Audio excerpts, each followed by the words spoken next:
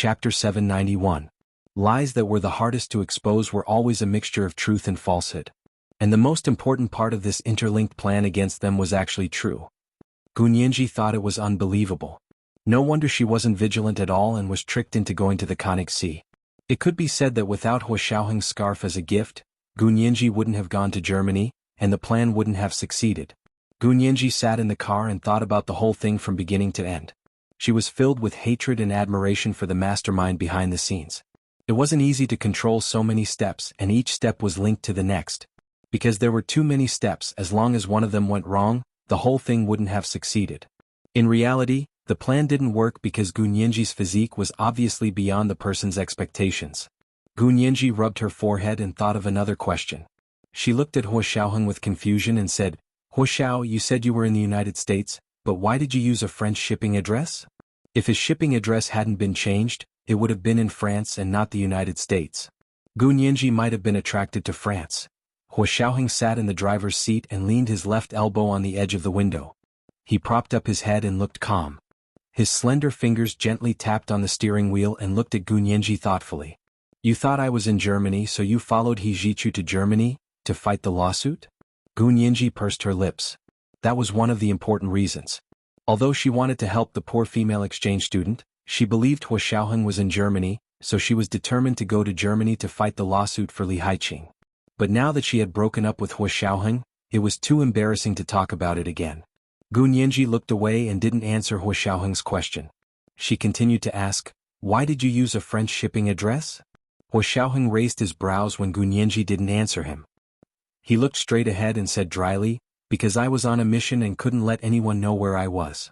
He couldn't say a word about his mission or what he had experienced in the United States.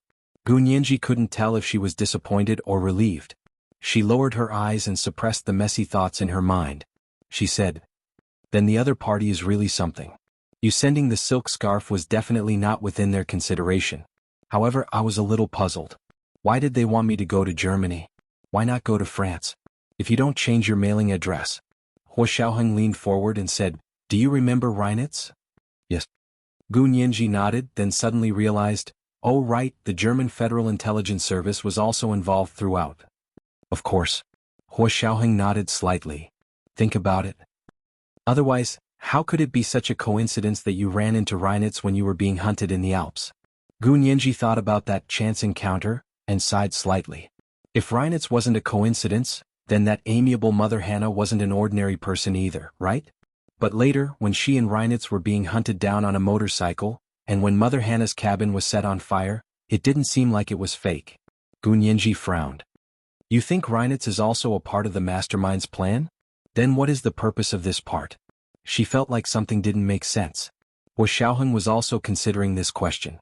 What position did Reinitz represent on the side of the German Federal Intelligence Service play in the entire chain of events? Was it a part of the chain of events, or was it the mantis stalking the cicada, unaware of the oriole behind? Or was it the fisherman who benefited from the fight between the sandpiper and the clam?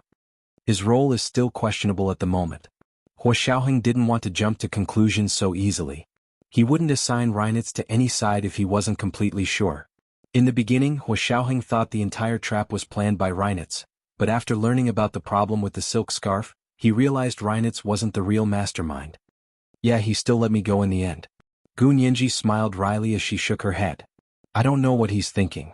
He schemed to catch me and spent so much effort to arrange all the scenarios, but in the end he actually let me go. Won't his boss punish him?" "He's the boss, so who would punish him?" Hua Xiaoheng looked out the window disapprovingly. The B University campus was full of vitality at noon. The sunlight shone through the golden parasol leaves and onto the ground like dancing bits of gold. There was a warm atmosphere around them. Gunyanji pouted and whispered, "Germany has a parliament and a president, right? Doesn't he have to answer to the parliament and president?" "He's fine now, so there shouldn't be any problems." Hua Xiaoheng made the final decision and put an end to the topic. Gunyanji thought of Reinitz and felt very conflicted. It was hard to tell whether he was good or evil, but he didn't treat her too badly. Her snow-white face showed a conflicted expression. Hua Xiaoheng looked at her and said, "Should I go with you to get the scarf?" "No need, I'll go myself." Gunyanji refused. When she opened the door to get out, she reminded Hua Xiaoheng again, "Don't come out. Just wait in the car." The corners of Hua Xiaoheng's mouth twitched as he lowered the window and lit a cigarette.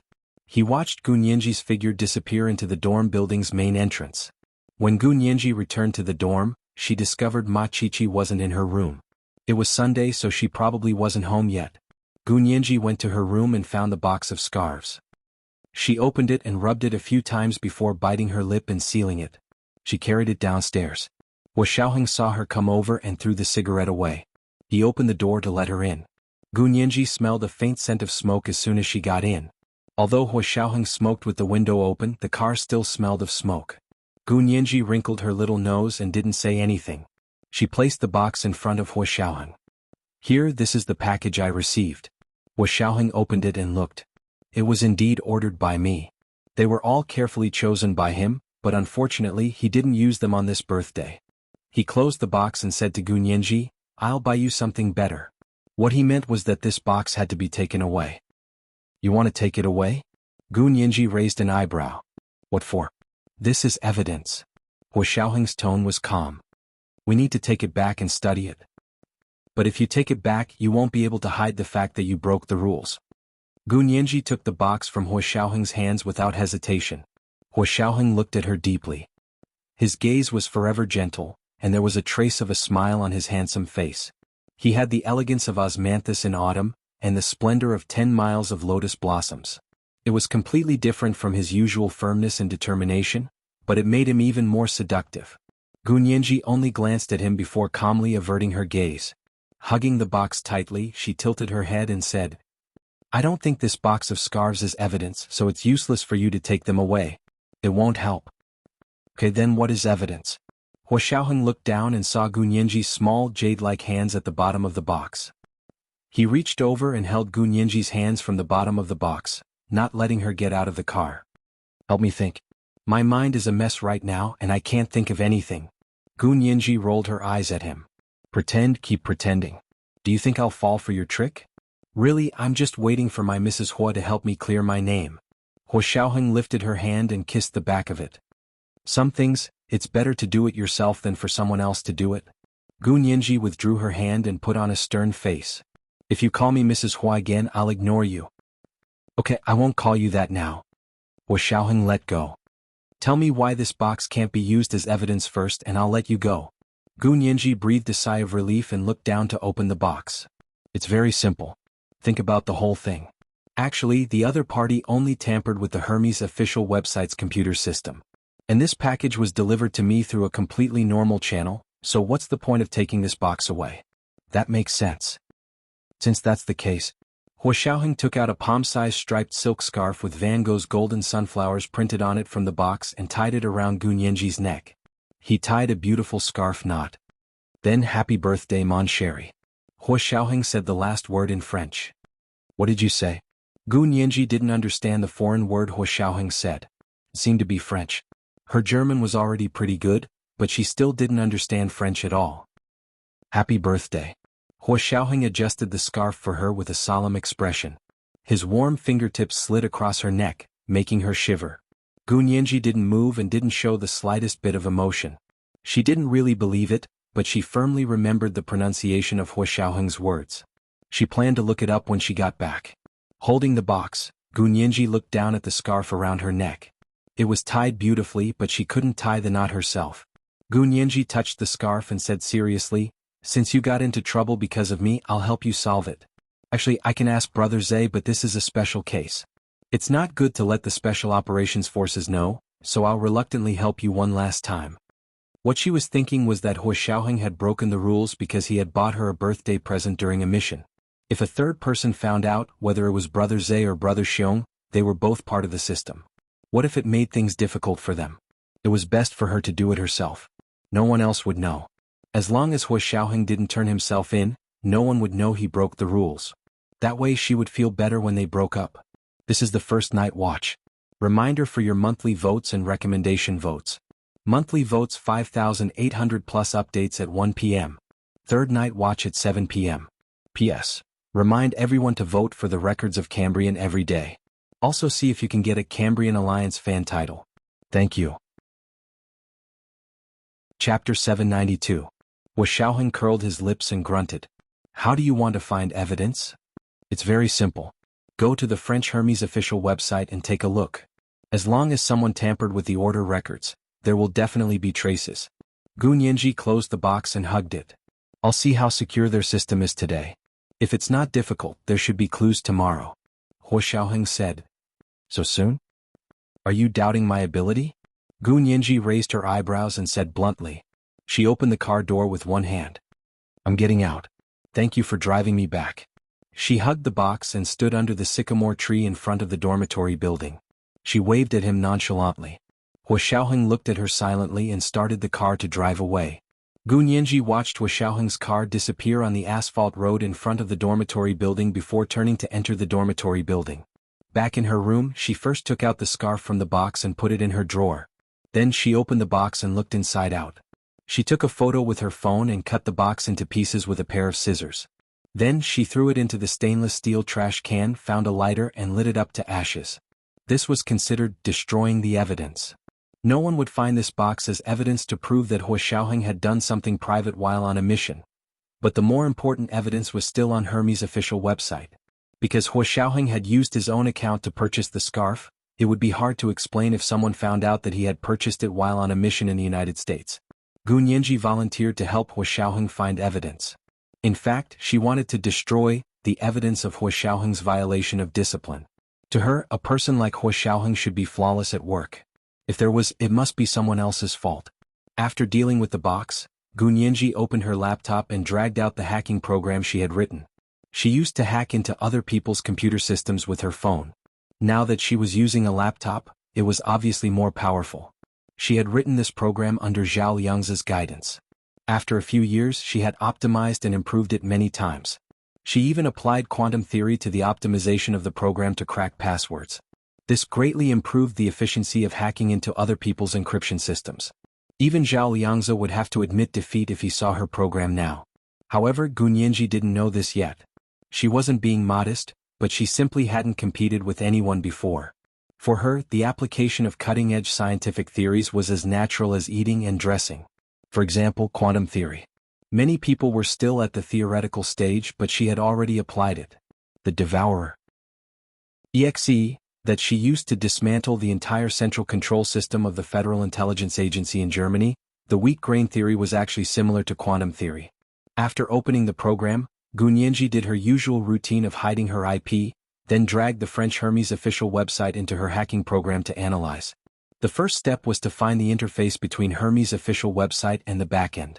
If there was no interface at all between the front desk and back office, Gu Nianji would have to find another way, which would be more troublesome. She hacked into the German Federal Intelligence Service's intranet, taking advantage of the opportunity that they gave her to open the intranet and disguise it as an external network, so she could beat them at their own game. He wondered what Hermes' official website would be like this time. However, based on Gu Nianji's understanding of online stores, it should be connected. That was because online stores generally used an ERP system that connected the front desk and back office together, and it was a simplified ERP system. The focus was only on a few sections such as inventory, shipping, and timely accounting. These sections were also connected to the automated financial reporting system. Normal people couldn't access the internal system because it would definitely have all sorts of passwords to prevent unauthorized access. However, for a hacker of Gu Nianji's level, passwords were the lowest level of security. No matter how complicated the password was, it was nothing to her program, which had powerful computing power. She heard a ding sound, and within 2 minutes of entering the official website link, the system showed that the password had been cracked. As she had expected, the official website structure was too simple. Although it looked fancy on the surface with all sorts of fancy flash animations, the basic principles were still at a primitive stage. Gu Nianji slid her finger on the laptop's touch screen and quickly entered the backend of Hermes' official website. She had seen Huo Xiaoheng's purchase records before, so she remembered the specific date and time clearly.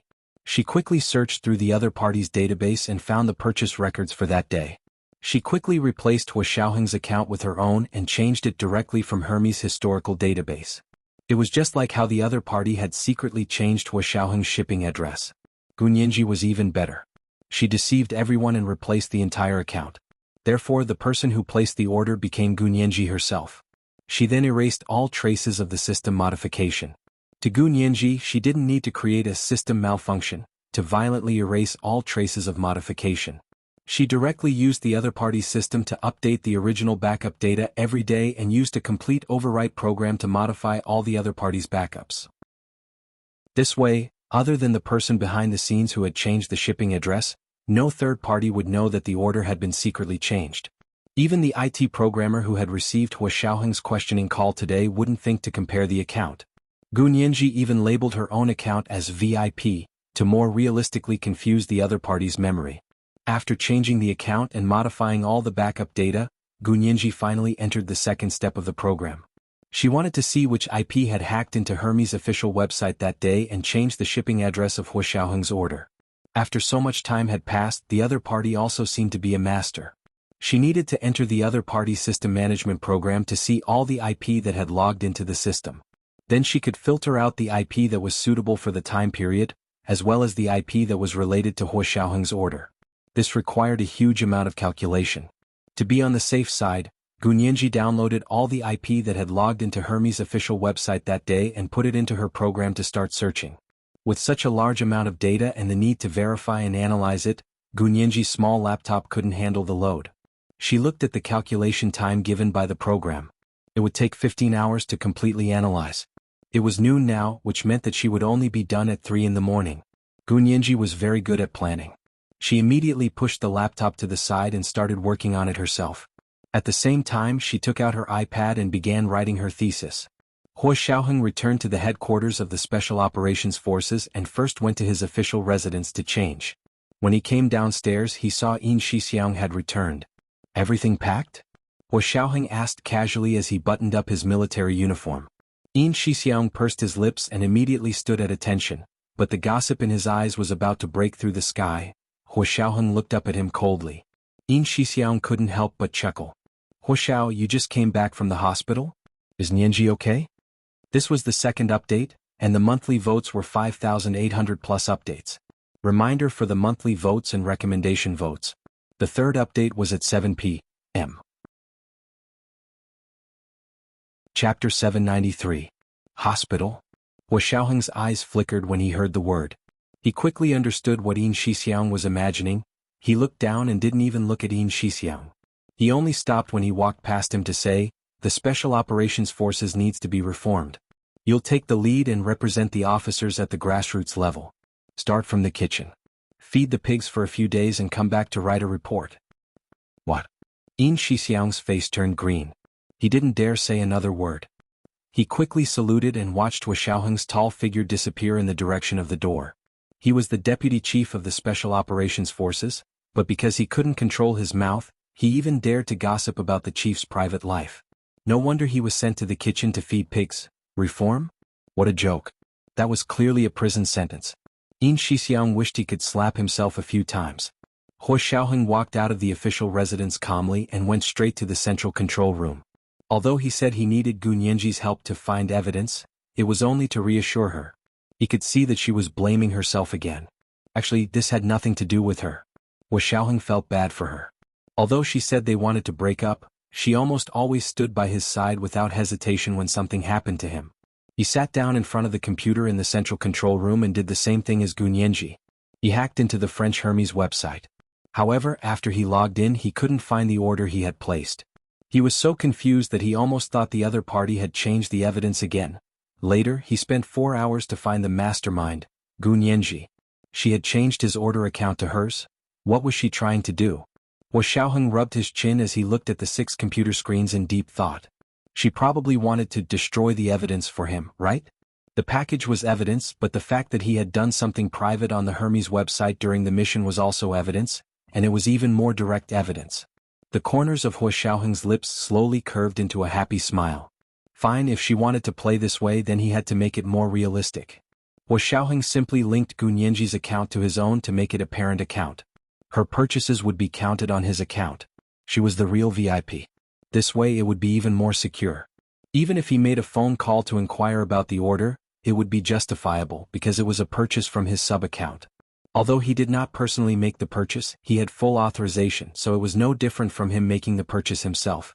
After solving this problem, Hua Xiaoheng followed Gu Nianji and entered the system management program on Hermes' official website.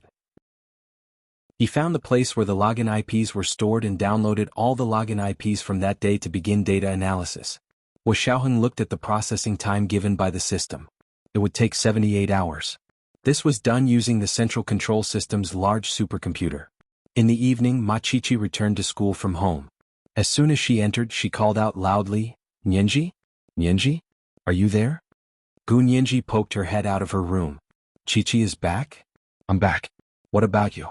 How was your weekend with Hu Xiao?" Ma Qiqi winked at her. "Come on, tell me. If you tell me well, I'll give you candy." "Get lost." Gu Nianji pushed her away. "I'm on a diet. I don't eat sweets." "You don't eat sweets? I brought some home-cooked food from home. Do you want some?" Ma Qiqi proudly took out a bento box and waved it in front of Gu Nianji. Gu Nianji really missed the home-cooked food at Ma Qiqi's house. It actually didn't taste as good as the signature dishes of star-rated restaurants, but eating it made it feel like home. "Really? Then we just have to buy food for dinner?" Gu Nianji was so happy she jumped out of her room. "I'll go buy food." "Hey, don't try to change the topic. Tell me, have you and Hu Xiao made up?" Ma Qiqi tugged on Gu Nianji's sleeve. "Did you go back to the dorm yesterday?" We're still friends." Gu Nianji tried to change the topic. It wasn't anything else but the fact that her bed collapsed yesterday was too embarrassing. She couldn't bring herself to say it. "Friends?" Ma Qiqi's eyes shifted. "You really broke up? Tell me the truth. Is Hu Xiao still your boyfriend?" Gu Nianji shook her head decisively. "No, Hu Xiao isn't my boyfriend anymore." No matter how she looked at it, Hu Xiao wasn't her boyfriend anymore. She didn't lie to Ma Qiqi. "Oh, how could that be?" Ma Qiqi's radiant face fell. She wanted to ask more, but seeing that Gu Nianji didn't seem to want to talk about it, she swallowed her words. Relationships were like drinking water. Only one knew whether it was warm or cold. Ma Qiqi was an outsider and couldn't control other people's feelings. However, she could spend more time with Nianji. Ma Qiqi patted her shoulder. "Okay, sit here. I'll go buy food. We'll eat together when we come back." "You're so nice to me? Qiqi, if you were a man, I would definitely marry you." Gu Nianji smiled to show her loyalty. "Nianji, if it's true love, gender isn't a problem." Ma Qiqi winked at her. "For you, I'm willing to become gay." "Haha, if you become gay, I'm afraid Brother Xiong will hit me." Gu Nianji covered her mouth and laughed. She turned around to go back to her room to look at her program. Ma Qiqi snorted in embarrassment. Putting down her backpack, she took her rice bowl to the cafeteria to buy 2 servings of food. When she entered the house, she saw that Gu Nianji had already heated up the food in the microwave and placed it neatly on the dining table. The two of them began to eat with their respective bowls. As Ma Qiqi ate, she shared the gossip she saw with Gu Nianji today. "All right. Nianji, the #1 trending topic on Weibo today was your cheap sister Gu Yanran's short video. Tiske, it's much shorter than what we saw at the Prime Minister's official residence, but the essence is still there. It immediately caused a sensation." Ma Qiqi happily took out her phone. "I was really quick and saved a copy before the entire internet deleted it. Here, let me show you. The seeds of revolution are everywhere." Gu Nianji was speechless. She didn't look at Gu Yanran's short video. Instead, she looked at the discussion on Weibo and asked, "Who posted this?" "Someone who attended the birthday party at the Prime Minister's official residence took a video and uploaded it?" Ma Qiqi found the Weibo account that posted the video and looked. "This account has already been deleted? Looks like." Before she could finish, she heard Gu Nianji's phone ring. Gu Nianji took it and looked at it. She smiled. "Speak of the devil. It's the female lead of the short video that's popular online." As she spoke, she swiped to answer the call. "Gu Nianji, you're too despicable. Do you have any humanity left? How dare you upload a video of me online? I'm your sister. You didn't help me, but you hit me when I was down." Gu Yanran's hoarse cry could be heard over the phone. "Gu Yanran, stop framing me. If you say another word, I'll sue you for another crime." Gu Nianji no longer had any sisterly feelings for Gu Yanran, so of course she wouldn't be polite with her words. "You dare to do it, but you don't dare to admit it? You even hinted at the Prime Minister's official residence that it was someone else who released the short video. So it really was you. Let me tell you, don't think that you're the only one who can sue me. I've already found evidence to prove that you were the one who uploaded the video. Gu Nianji, just wait for the court summons." Gu Yanran hung up after she finished speaking. Gu Nianji looked at her phone and frowned. "She's so stupid. I'm not afraid of a lawsuit, but I don't have that much time to waste with her." She still had to graduate early. This kind of lawsuit was really time-consuming, exhausting, and attracting a lot of attention. It would greatly affect her study progress. Gu Nianji decided to end this quickly. Which congenital retarded person was giving Gu Yanran advice? Trying to use a computer program to frame her? Truly, the ignorant were fearless. She would let Gu Yanran know that she couldn't afford to offend her. Gu Nianji immediately called Gu Yanran back. The phone rang a few times before Gu Yanran answered. She said angrily, "Why are you calling? I'm telling you there's no use begging for mercy." "I didn't want to beg for mercy. I didn't do anything. Why would I beg for mercy?" Gu Nianji stood up calmly and walked to her room to close the door. "Gu Yanran, I'll say it again. Your short video has nothing to do with me. I'll go to Weibo right now and find the account and IP that uploaded the short video. You can see who it is and sue them." "I've already found it. It's your dormitory's IP. You still dare to say it wasn't you?" Gu Yanran's voice was extremely resentful. "You ruined me, so I won't let you off easy."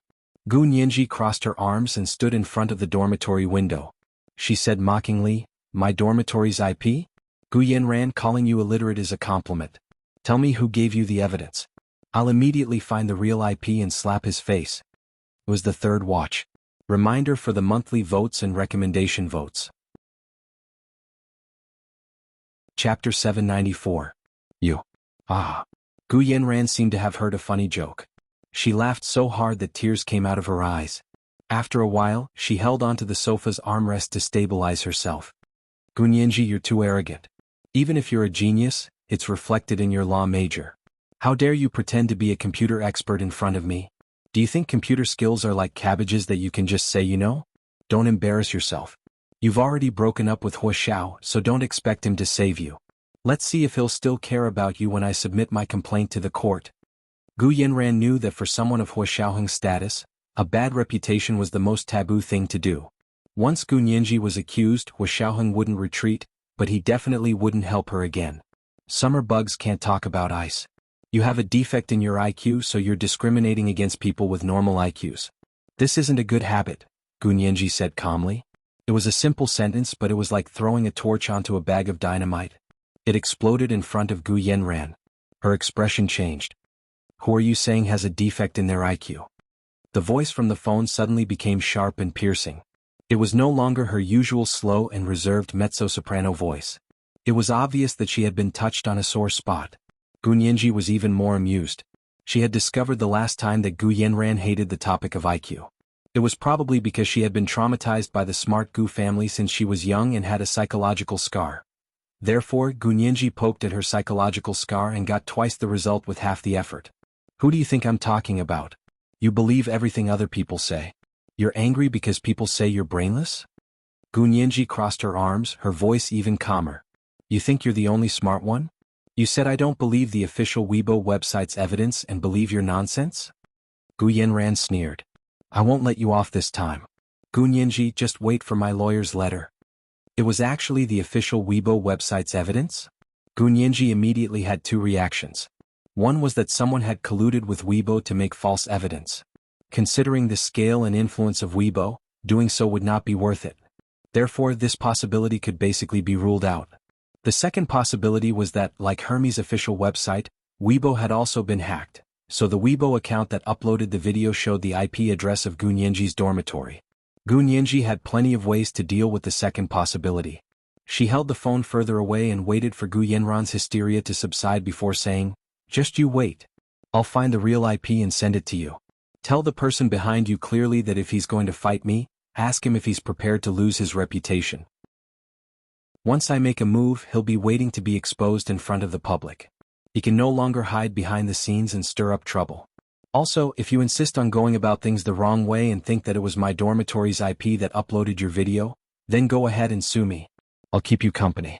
Gu Nianji hung up and temporarily blocked Gu Yanran's number. She knew that someone must have made false evidence to encourage Gu Yanran to sue Gu Nianji. Therefore, she warned them as well. She hoped that the person behind this was smarter than Gu Yanran and didn't only know how to throw money at people. However, she needed a computer to immediately check the IP address of the Weibo account. Her own laptop was currently verifying the IP address of Hermes' official website, so she couldn't do anything else at the same time. Gu Nianji looked down at her watch. It was already past 6 in the evening. If she moved quickly, she could still buy a laptop at the mall. To check the IP address, the computing power of a phone was still too weak. It wouldn't be good for a quick battle. She decided to go out and buy a computer immediately. Just then her phone rang again. Gu Nianji saw that it was He Jichu's call. As she walked out, she swiped to answer.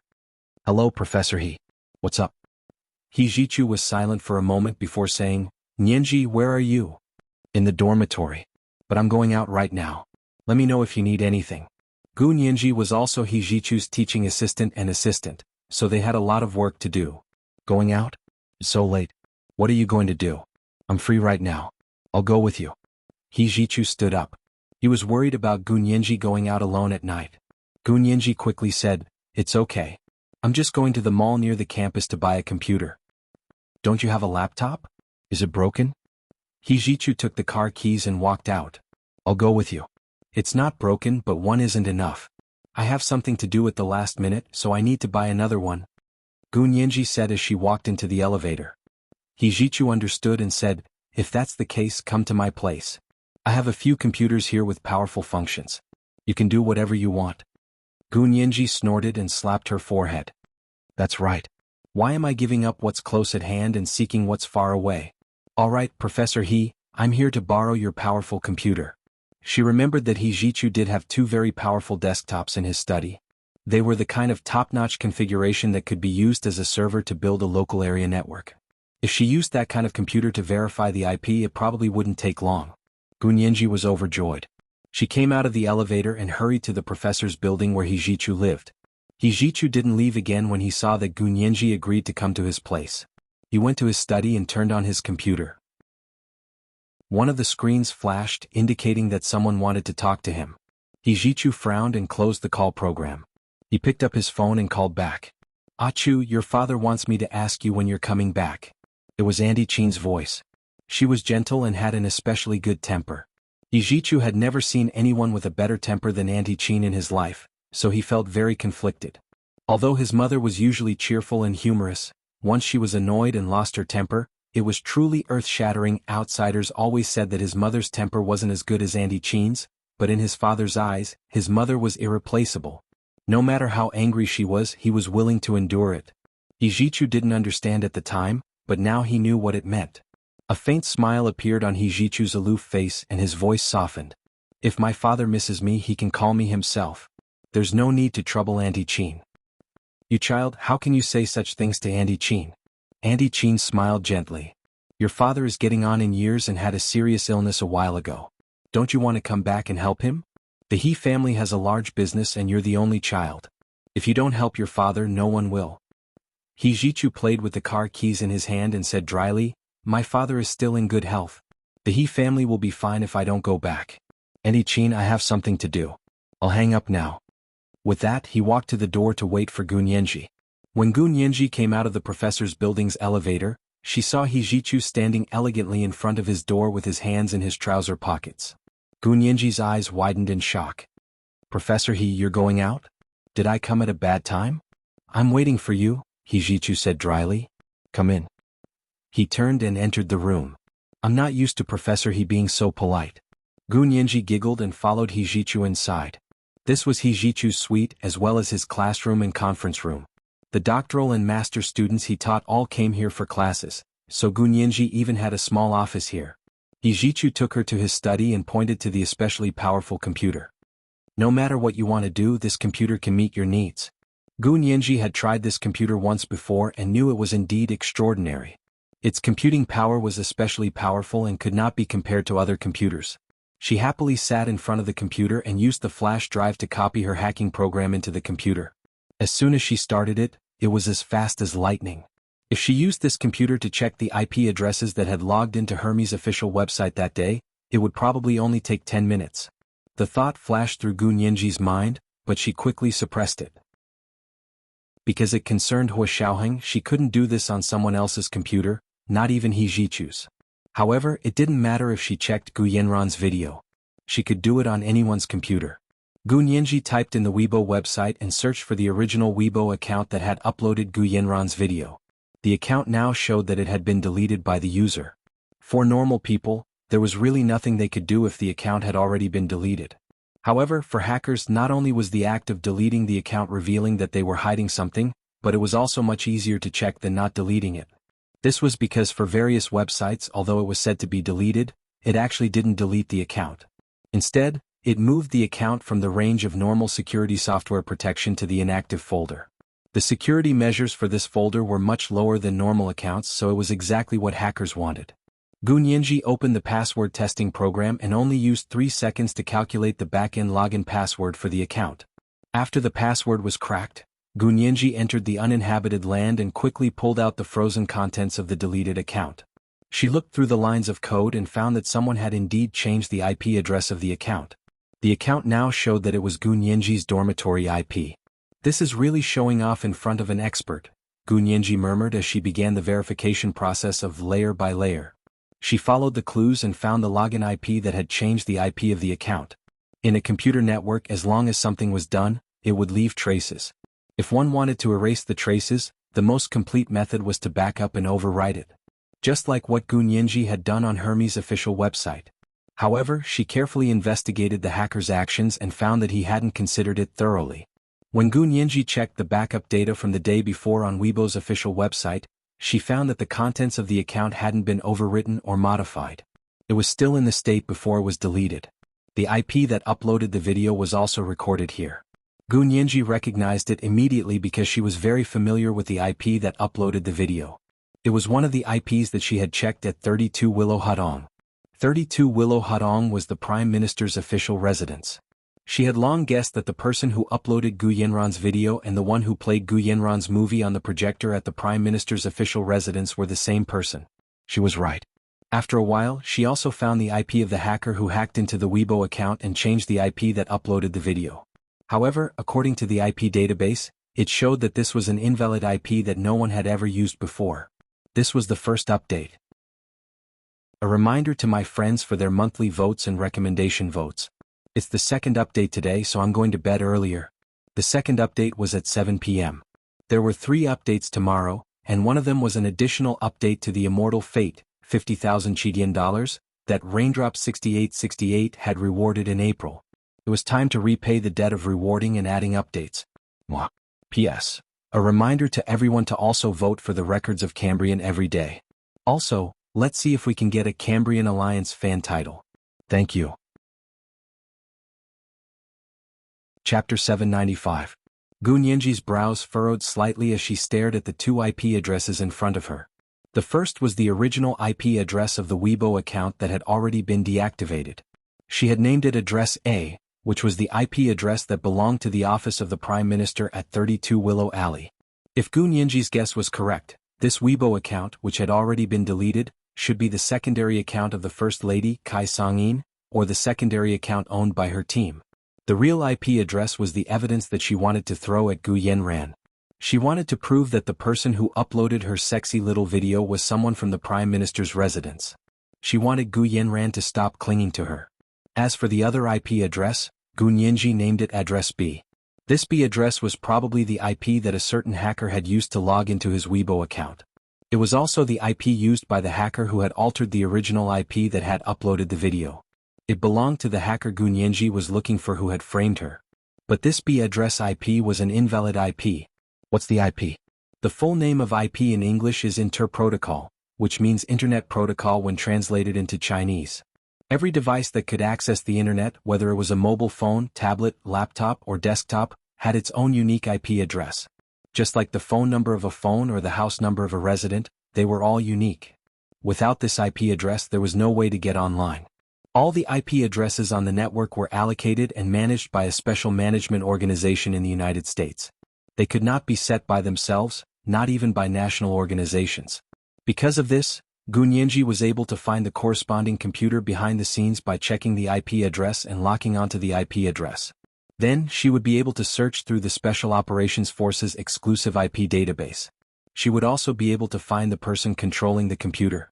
But now the B address in front of her, which was the IP used by hackers, did not conform to the International IP Naming Standard at all. An IP address that did not conform to the International IP Naming Standard could not form a normal data exchange with other computer systems. In layman's terms, What you said could not be understood by others, so they could not communicate with you. This kind of IP is unable to reach a network agreement, and does not have network functions, so it is invalid. But with an invalid IP, how could he log into the Weibo account, hack into the backend, and change the data? Gu Nianji frowned. She couldn't figure it out. Could it be that the other party was too clever and used an invalid IP to cover up his real IP? After some thought, Gu Nianji decided to try again. Her slender and nimble fingers were typing rapidly on the keyboard, typing out strings of codes. She was trying to find the hidden information behind this invalid IP, as though she was peeling silk from a cocoon. As time passed, she sat in front of the computer trying to crack this invalid IP. To Gu Nianji, if something didn't seem to make sense, then there must be hidden information behind it that hadn't been revealed. She did not believe in supernatural powers, nor did she believe in metaphysics. She only believed in science. She asked, Gu Ji of Zs Gu of Nianji. Yishi. And Gu Gu Gu Zs Shi S Shi but she's. Gu and. Became. Yishi. Igu Gu Gu Zss. Igu. Yiv He Ji of a few of. Yishi. Zi. Yishi. Gu Gu knock. Gu. He knocked. Igu. Gu Gu Gu Gu. Gu Nianji was indeed famished. She had eaten some home-cooked food with Ma Chichi in the evening, but before they could finish dinner, Gu Yanran's call interrupted their meal. Thank you, Professor He. I'd like some porridge and a bowl of wonton soup. Gu Nianji remembered the taste of wonton soup. She felt even hungrier. He Jichu grunted. I'm going to order food. He turned around to take his phone and began ordering. Unlike Hua Xiaoheng, He Ji was a noble young master. He was obviously well taken care of. He was worse than Gu Nianji when it came to cooking and laundry. Hua Xiaoheng, on the other hand, had been in the military for many years. These things were not difficult for him. He didn't have to do it himself. He was good at cooking and housekeeping. Of course, with his current position, he didn't have to do it himself. Gu Nianji sighed. Shaking her head, she sat up and looked at the invalid IP again. She decided to think about it after supper. She was at her wit's end. Gu Nianji walked out of the study and went to the bathroom to wash her face. She then heated a glass of milk for herself. Before long, the wonton soup and sea cucumber, abalone, and scallop porridge arrived. When Gu Nianji smelled the delicious aroma of the food, her appetite was immediately aroused, and she immediately sat down at the table. He Ji took a white, medium-sized bowl and filled it with wonton soup for Gu Nianji. As the name suggested, the key to wonton soup was the soup. Gu Nianji picked up the bowl and tasted the soup. It was so delicious that all her taste buds came alive. The soup was clear and rich. It was made with bones, black-boned chicken, scallops, and scallops cooked for a day and a night. Then the bones, meat, and foam were filtered out to leave only the clearest soup base. A little dark purple seaweed, emerald green coriander, white and tender spring onions, and a little salt were added. It was irresistible. Gu Nianji ate another small wonton. It was filled with pork, shrimps, and eggs, but she could tell from the first bite that the pork and eggs were organic, and the shrimps were wild, not farmed, so they tasted much better than the pork, eggs, and shrimps sold in the market. Professor He, which restaurant did you order supper from? The ingredients are amazing. It's almost the same as the specially provided food Hua Xiao and the others ate. Gu Nianji smiled and asked He Ji for the name of the restaurant. She planned to visit often in the future. A smile appeared on He Ji's aloof face. You like it? Yes. Gu Nianji nodded vigorously. It's very delicious. Can I have another bowl? She couldn't wait to buy all the wonton soup. He Ji scooped another bowl of sea cucumber, abalone, and scallop porridge for her. Eat this. Gu Nianji looked at the bowl of porridge and was speechless. She only wanted a bowl of porridge. Millet porridge would be fine. Did it have to be so luxurious? She was a little embarrassed to eat abalone in the middle of the night. He Ji put the spoon in her bowl and said, Eat it. You've been using up a lot of mental work recently. Your body is weak and needs nourishment. Gu Nianji chuckled and thought to herself, I'm a talented girl. I'll be fine the next day after being shot by a bullet, let alone now when it's just mental work. Professor He, you don't know anything about my strength, Gu Nianji secretly complained to herself, and the expression on her face was a little strange. He Ji saw it and raised his eyebrows. His rippling peach blossom eyes shone with a smile. Are you criticizing me again? Why do you say again? Gu Nianji smiled slightly. You make it sound like I've been criticizing you before. Haven't you? You've been criticizing me since the first day I interviewed you. He Ji knocked on the table. Hurry up and eat. This seafood porridge won't taste good when it's cold. Gu Nianji's eyebrows and eyes moved together. She began to tease him. How did you know? He didn't reply. He only said, if you like it, I'll have this person come here to cook for me in the future. You can come and eat whenever you want. You hired a part-time worker? Gu Nianji understood.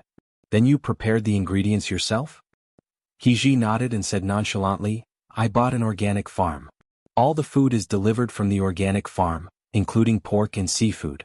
It doesn't matter if you don't spend time with Hua Xiaoheng in the future. If he can make you eat specially provided food, so can I. Gu Nianji could only say, Tycoon, please suck up to me.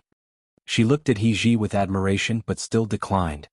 Professor He, I'll come here occasionally to satisfy my cravings. But you really have to eat well. I've seen you only drink red wine before. I've never seen you eat. He laughed. How can that be? Of course I eat, but I drink a little more. I wasn't in a good mood then. He paused and looked at Gu Nianji. His voice softened. I won't anymore. My appetite has returned. Because he was in a good mood. He didn't say why he was in a good mood and Gu Nianji didn't ask. After finishing supper, Gu Nianji returned to the study to continue fighting. After He washed up, he saw that Gu Nianji was still writing programs with a gloomy expression. He was very curious. He walked in and asked, Did you encounter any problems? Do you need help? Gu Nianji nodded, then shook her head. She said in distress, I did encounter a problem, but... She glanced at He but smiled without saying anything. Because Professor He might not be able to provide that kind of help, Gu Nianji didn't know how good He's computer skills were. After all, He often let her even start the computer in front of her. He knew what she was thinking from the look in her eyes. He didn't say much and leaned forward. He reached out from behind Gu Nianji and held her mouse. His other hand was still in his trouser pocket. His gaze fell on the 2 IP addresses that Gu Nianji's hacking software had found. He didn't care about the IP address of the office of the Prime Minister.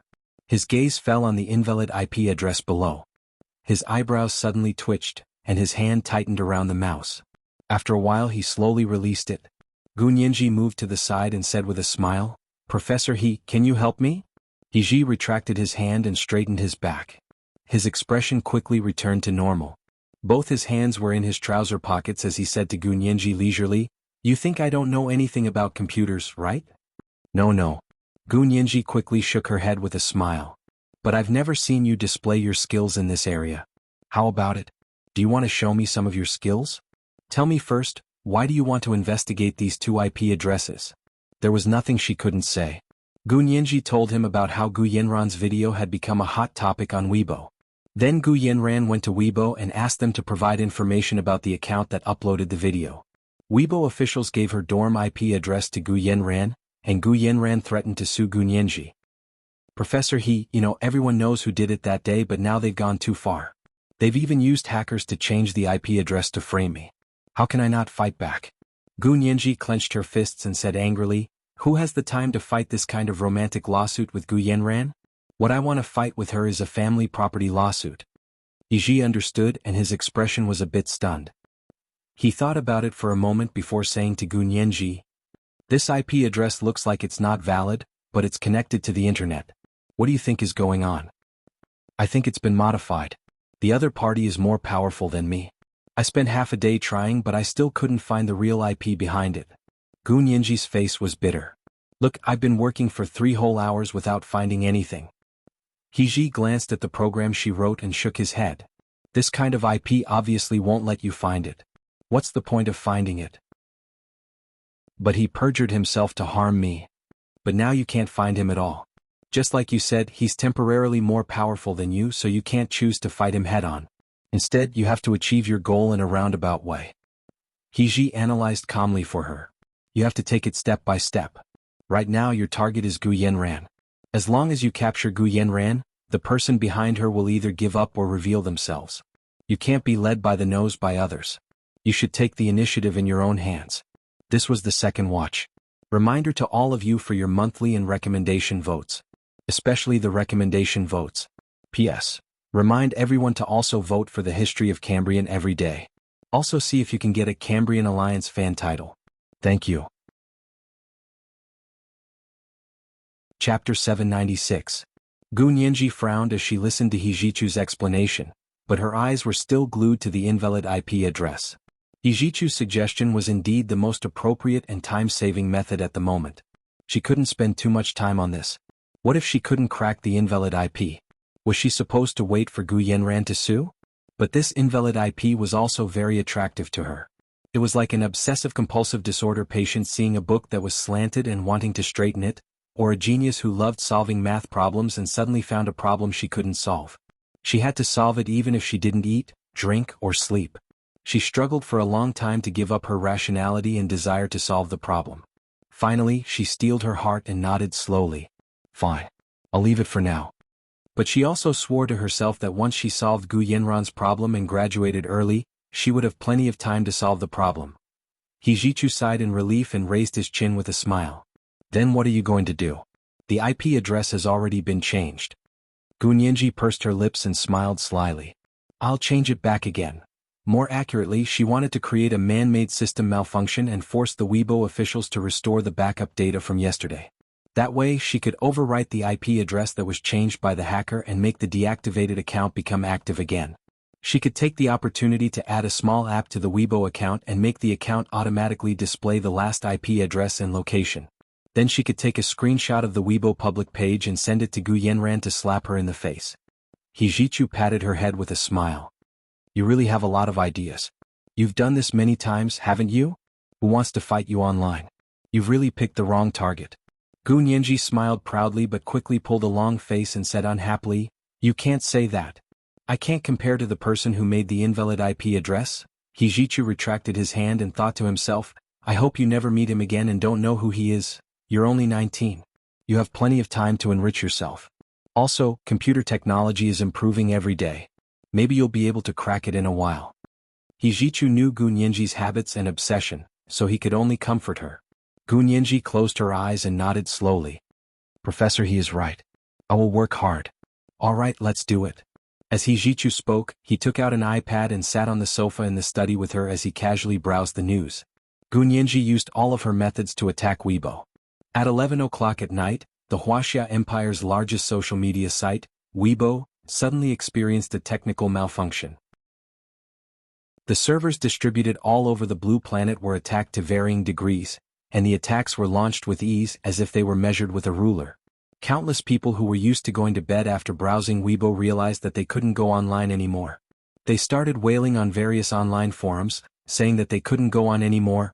All of Weibo's IT staff and foreign aid were quickly organized to deal with the first global technical failure since the establishment of Weibo. All of Blue Planet's Weibo technical staff were contacting each other via video conference, discussing the best solution in full swing. After working for 2 hours, they realized that if they didn't take decisive action, the entire system would be destroyed, and all the historical data would be lost. Let's overturn the table. Weibo's global technical director gritted his teeth and made the final decision in the global technical department's video conference. When was the last data backup yesterday? Starting from that one time. But if we do that, we'll lose all of today's data. The technical staff was unwilling to give up. At times like this, we have to grasp the big picture and let go of the small picture. Either we lose all of today's data or we lose all of it. Do you even need to use your brain to think which one to choose? The technical director spat in the technical staff's face. Overturn the table. At 1 o'clock in the morning, the Weibo system issued a notice announcing that the database had been overturned to the last backup, and all of today's data would be lost. They hereby apologized to all Weibo users and compensated them with 3 months of free membership. As soon as this notice came out, the obsessive-compulsive patients who couldn't sleep without checking Weibo could finally wait in peace. All systems were rebooted, the backup data was restored, and tests were conducted to see if the virus that threatened the entire system had disappeared. This process took another 2 hours. By the time Weibo's technical department confirmed that everything was back to normal and reopened Weibo, it was already 3 in the morning. Weibo's global malfunction this time also alarmed many organizations both at home and abroad, including the Wuxia Empire's Special Operations Forces. Zhao Liangzi and Hua Xiaoheng were both in the central control room. They had watched Weibo's malfunction almost the entire time and had contacted Weibo to ask if they needed technical support. However, Weibo officials refused the Special Operations Force's assistance on the grounds of protecting user privacy. Therefore, Zhao Liangzi and Hua Xiaoheng didn't know that this was actually just a whim of a certain online girl. That's great, the last login IP is showing. Gunyanji smiled as she took a screenshot of the Weibo account that had been deleted but reappeared because of the data recovery. It clearly showed the IP address when the video was uploaded, as well as the actual address. It was the office of the Prime Minister at 32 Willow Alley. Similarly, the short video that had been deleted by Weibo's system also reappeared because of the recovery of the backup data. Gunyanji immediately used a secondary account with a disguised IP address to repost it, as well as a few big accounts and the official accounts of the office of the Prime Minister. She wrote, "Weibo's technical malfunction has allowed so much evil to surface. Do you think you won't have to take responsibility for your illegal actions just because you deleted the account? Prime Minister Tan, please come out and explain why the IP that uploaded the indecent video was the IP of your office of the Prime Minister? Why did it show the location of your office of the Prime Minister? Why did you delete the account after uploading it? What kind of shameful conspiracy are you trying to cover up?" The repost that appeared in the middle of the night immediately made Weibo users, who had been waiting for most of the night and couldn't sleep, unusually excited. They all ran to the Weibo account that had just been deleted yesterday and reinstated today to watch. The IP address and actual location shown in the screenshot made them go crazy, and those who hadn't had time to download the video hurriedly downloaded it like crazy. The lively Weibo was like a gluttonous feast at that moment, and the repost quickly became the most prominent trending topic. The news media on duty followed suit and posted the indecent video from the office of the Prime Minister on Weibo to the trending news. Starting at 3:10 in the morning, the office of the Prime Minister's hotline never stopped ringing. Gu Nianji typed the last letter with satisfaction and forwarded the screenshot of the IP address to Gu Yenran. She stood up with a wide smile and clapped her hands. "It's done. Today's mission has been successfully completed." Hijichu had been smiling at her the entire time. Seeing that she was finally done, he stood up and said, "It's too late. Why don't you rest here?" Gunyanji shook her head and quickly declined. "No, I'm going back to the dormitory. It's just on campus, so it's fine." "Then I'll walk you." Hijichu wouldn't let Gunyanji walk alone at night anymore. He took his coat and put it on before walking out of the professor's building with Gunyanji. It was early in the morning on the B University campus. The moon was bright and the stars were sparse. The cold night wind blew chills all over. Gunyanji, on the other hand, was so excited that she felt hot. Her snow-white face was flushed, and her eyes sparkled like stars. She didn't feel any discomfort or fatigue from staying up late at all. Hijichu walked slowly with her and listened to her soft, crisp voice chattering. It was just like many years ago. It was as if those times had returned. A faint smile appeared on his aloof face, and his shimmering, sultry eyes focused on Gunyanji. He could only see her figure. He really hoped that this road would go on forever without an end. But it was only a hope. In reality, they arrived at Gunyanji's dormitory not long after. Hijichu adjusted Gunyanji's scarf. "Go to sleep. Tomorrow is Monday, so I'll give you the morning off." Hijichu's class was Monday morning, but Gunyanji shook her head. "I'll be fine after a few hours of sleep. I don't have to skip class." "Okay." Hijichu didn't say anything else. "Good night." Gunyanji nodded and waved at him. "Good night, Professor He." She turned to walk into the elevator and watched as the doors slowly closed. Hijichu stood there looking at her, his shimmering, sultry eyes filled with deep pity and sorrow. Gunyanji froze. When she poked her head out to look again, Hijichu had already turned to leave. "Weird and weird," Gunyanji muttered to herself and shrugged. She didn't want to think about Hijichu's strange behavior. He was too strange anyway, so Gunyanji pretended not to see it. Returning to the dormitory, Gunyanji tiptoed into her room, afraid to wake Machichi. It was already 3:30 in the morning. It would be immoral of her to wake someone up. Gunyanji tiptoed to the bathroom to wash up. When she came out, she saw that the results of searching for the Hermes official website login IP had come out on her laptop. She felt very tired and wanted to check the results tomorrow, but when she walked past the desk, she accidentally glanced at it. That one glance made her unable to move. The IP that appeared on the computer screen was none other than the invalid IP that she had found at Hijichu's place to tamper with the Weibo account. Hijichu trudged back to the professor's building and sat on the sofa in the study in a daze for a while.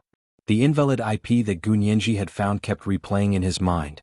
He tried for a long time, but he couldn't shake off that terrifying thought.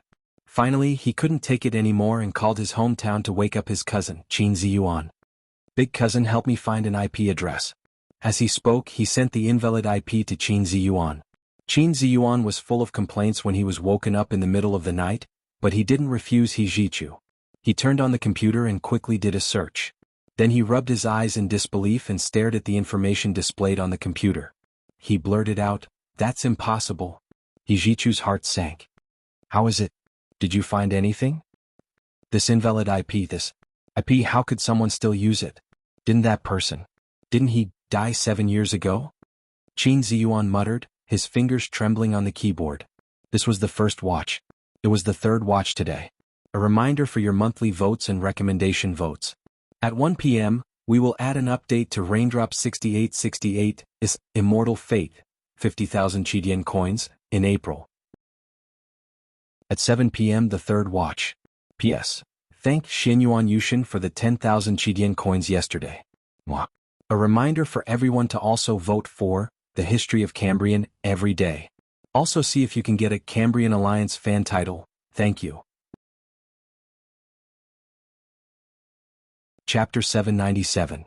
He Jichu slowly leaned back on the sofa, his fingers lightly tapping on the armrest.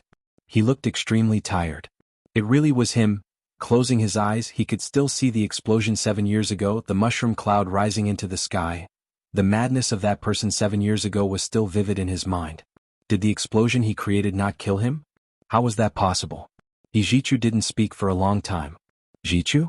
Are you still there? How did you know that this IP was still used? That's so strange." Qin Ziyuan scratched his head with lingering fear. "What should I do? If this crazy person appears again, will he?" "No." He Jichu interrupted Qin Ziyuan. "Cousin, don't tell anyone about this yet. I still have to discuss it with my father. I don't think it's that simple." "Fine, you have the final say." Qin Ziyuan yawned. "Don't worry about me. Good night." "Thank you." He Jichu ended the call with Qin Ziyuan and called his father.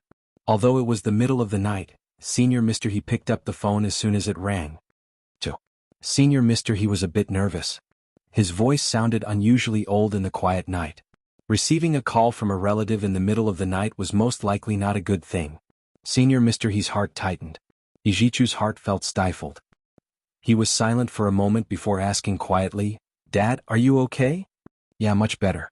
How are you? Do you feel uncomfortable?" Senior Mr. He's voice softened as he sat up slowly.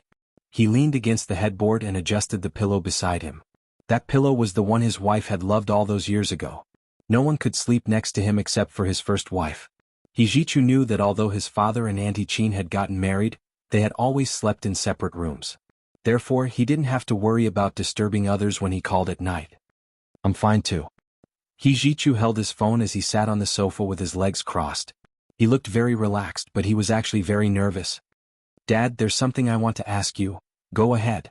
It must be urgent for you to call so late at night." Senior Mr. He chuckled. He was very happy and gratified to be able to share his son's burden. Hijichu hesitated for a moment before saying, "Dad, Uncle Gu, shut up." Old Mr. He's roar came from the phone. He immediately sat up straight on the bed and clenched his fists tightly. He gritted his teeth and said, "Which uncle of yours is he? If it wasn't for him, would your mother have died so suddenly? If it wasn't for him, would Nianji have left us at such a young age? If it weren't for him, would you have left home and refused to come back? He broke up our family. I won't let him go even if I become a ghost. Don't mention him to me." Hijichu only wanted to laugh bitterly when he heard this. Sure enough, old master he was furious at the mention of Gu Xiangguan. Hijichu's mother had suddenly passed away 12 years ago, all the way until the earth-shattering chaos 7 years ago. Hijichu rubbed his temples with a headache and said slowly, "Dad, no matter how wrong Uncle Gu is, he is still Nianji's biological father. He also saved me. If it wasn't for him saving you, do you think I would have tolerated him after your mother passed away? It's a pity that he doesn't repent and still has designs on Nianji." Old master he was furious and started coughing in agitation. "Dad, are you okay?" Hijichu stood up worriedly. "Don't be so agitated. Take a deep breath. Yes, take a deep breath. Is there water by the bed? Drink some water." Hijichu guided old master he over the phone and finally managed to alleviate his earth-shattering coughing. Seeing that his father's reaction was still so intense, Hijichu didn't bring up the topic just now. He was afraid to continue provoking him. But after old master he calmed down, he didn't let him off the hook. He asked in a low voice, Why did you mention that person? Is there a problem? Ijichu knew that his father was very smart. Very few people could hide anything from him. He thought about it and said, I was just thinking, did he really die 7 years ago? Old master, he frowned when he heard this. What do you mean? What did you discover? No, I'm just thinking that although he is eccentric, serious, and has done many unforgivable and unimaginable things, his achievements in science are also obvious to all. His IQ is so high that nothing can stump him. So why did he do what he did 7 years ago? Did he really want to die? Hijichu tried to speak as calmly as possible. He didn't want his father to think badly of him. Old master, he understood what he was trying to say, but his son didn't say anything. He only said firmly, Jichu, I can let you do anything else but not this. I'll say it here today. He was smart enough to commit suicide. If he died, I could end things once and for Nianji's sake. But if he really didn't die, I'll make him die a second time. I'll tear him to pieces. I'll grind him to ashes. I won't hesitate. Hijichu hung up and sat quietly in the darkness. He stared at the French windows not far away for a long time. The curtains weren't drawn, so he could see the first glimmers of dawn. The navy blue sky lifted its veil, revealing the seductive colors to the world bit by bit. Navy blue, lake blue, grayish blue, light blue, moon white, fish belly white, and then suddenly turned into thousands of red clouds. The golden sun leaped from the horizon, and the glaring sunlight instantly filled the entire living room. Hijichu instinctively raised his arm to shield his eyes. The sun had risen and it was a new day. Hijichu looked at his watch. Classes would start in 2 hours. He sighed, adjusted his mind, and got up to wash up. When Gu Nianji woke up in the morning, she was woken up by Ma Chichi's fierce banging on the door. Nianji, Nianji, come out and watch the fun. Ma Chichi's excited voice rang out from outside the door. Gu Nianji yawned and looked at her watch. It was only 7:30 in the morning. She lifted the blankets and put on a robe. Opening the door, she frowned at Ma Chichi. What's wrong? Did you win the lottery? That's even more fun than winning the lottery. Ma Chichi showed her phone. Look at today's trending Weibo. It's already causing a ruckus. Gu Nianji only glanced at Ma Chichi's phone, and her breathing instantly stopped. She saw the top trending Weibo. The Senate has announced that the impeachment of Prime Minister Tan Dongbang will officially begin at 7 o'clock today. There were also all the major news headlines, and all of them were related to this news. What was going on? What was going on? She only wanted to find the real IP that uploaded Gu Yanran's video to slap Gu Yanran in the face. How did this become the trigger for Prime Minister Tan's impeachment? This world was too fantastical. This was the second update, and it was an additional update to Raindrop 6868's Immortal Fate in April, 50,000 Chidian dollars. It was the third update today. Let me remind you of your monthly votes and recommendation votes. The third update was at 7 p.m. Chapter 798. Gu Nianji took the phone from Ma Chichi and scrolled down to look at the Weibo app. So it was because the Weibo system malfunctioned yesterday and restored the data from a day ago? The corners of Gu Nianji's lips curled up slightly. Oh my, the office of the Prime Minister is too careless. They used a secondary account to do something so shameful and even had the guts to turn on their location. Other than the IP address, the Weibo account also showed the location of the video. It was the office of the Prime Minister at 32 Willow Alley. Yes. This was called the Justice of Heaven has a long arm, but it never escapes. Who told them to secretly defame others? Although Ma Chichi despised what Gu Yanran had done to Gu Nianji, it was shameless enough for someone from the office of the Prime Minister to upload Gu Yanran's erotic video online. This incident actually became a hot topic on Weibo. It sure spread fast. Gu Nianji shook her head with a smile. What do you call this? A video to bring down the Prime Minister?